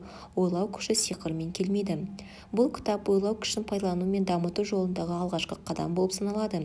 Бұл жүйені және оған қанша уақыт қажет екенін ешкім білмейді. Сондықтан да кем дегенде 1 ай көлемінде онымен танысу керек, ал шынайы нәтиже 2-3 ай көлемінде келеді. Алғашқы елеулі өзгерістер бірнеше күн немесе апта көлемінде келеді, бірақ оларды үзілісті жаттығудан кейін болатын нәтижелермен шатастыруға болмайды. Сіздер мынаны естеріңізде ұстаңыз, дер едім. Үзіліссіз даму үшін тұрақты түрдегі тәжірибе керек. Жаттығудың 1 күнін босатсаңыз, онда жіберіп алғанның орнын толтыру үшін 3 немесе 4 күн керек. Әрине, бұл алғашқы қадамдарда. Бірнеше күн бойы жаттығу жасамай, бір күнде жарты сағаттан жаттығу жасағанша, күнде 5 минуттан жаттыққан жақсы. Қорытынды. Марапатты ойламай ешкім жұмыс жасамайды. Олимпиада атлеті ұзақ уақыт бойы және бар ынтасымен жаттығады. Себебі оның мақсаты алтын медальді иелену, және ол ең жақсы құрметке лайық деген сезіміне қанағатшылық. Жұмысшы күнде жұмысына барады, себебі әр апта сайын ол жалақы чегін алады. Кәсіпкер өз ісіне бар күш-жігері мен энергиясын жұмсайды, себебі ол өз табысының жемісін көреді. Шебер әр кеш сайын үйін жөндейді, себебі нәтижесінде ол үйге жайлылық пен жылу әкелетінін біледі. Барлық жұмыстар артында марапаттау, еңбектің нәтижесін көру туралы ой тұрады. Егер де біз ешқандай өтемақы алмасақ, онда жұмыс жасаудың қажеті де жоқ. Кейбір адамдар ғана ләззат алу үшін жұмыс жасайды. 21 ғасыр бізден ерекше қабілеттілікті талап етеді. Ішкі дауыс, көзге елестету, шығармашылық бұл табысқа жету жолында қажеттіліктердің бір бөлшегі ғана. Сіз жаңа қызықты дәуірдің табалдырығында тұрсыз. Бұл кітап сізге қажетті қасиеттерді дамытатын әдістерді қамтиды. Сонымен қатар сіз өз бойыңыздағы әлеуеттен өте көп ала аласыз. Бірақ ол үшін тек қана кітапты оқу жеткіліксіз. Сіз өзіңізбен жұмыс жасауыңыз керек. Өз санаңызбен жұмыс жасау неге әкелетінін елестете аласыз ба? Сіздің санаңыздың күші бұл позитивті ойлау немесе қызықты идея. Әлде мүмкін осы келіп қалар, мүмкін келмес деп ойласаңыз, сіз өзіңіздің ойлау қабілетіңізді дамыту үшін ешқашан күш-жігер жұмсамайсыз. Тек қана біз не жасай аламыз және кім бола аламыз деген нақты ой ғана бізді шынайы өмірді жасау мақсатында сананы тұрақты түрде жұмыс жасауға ынталандырады.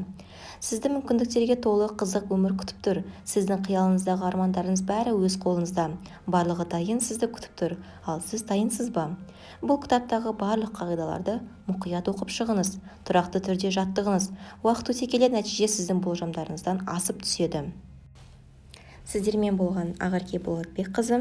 Менің оқуға деген, сіздердің тыңдауға деген құштарлықтарыңыз арта берсін.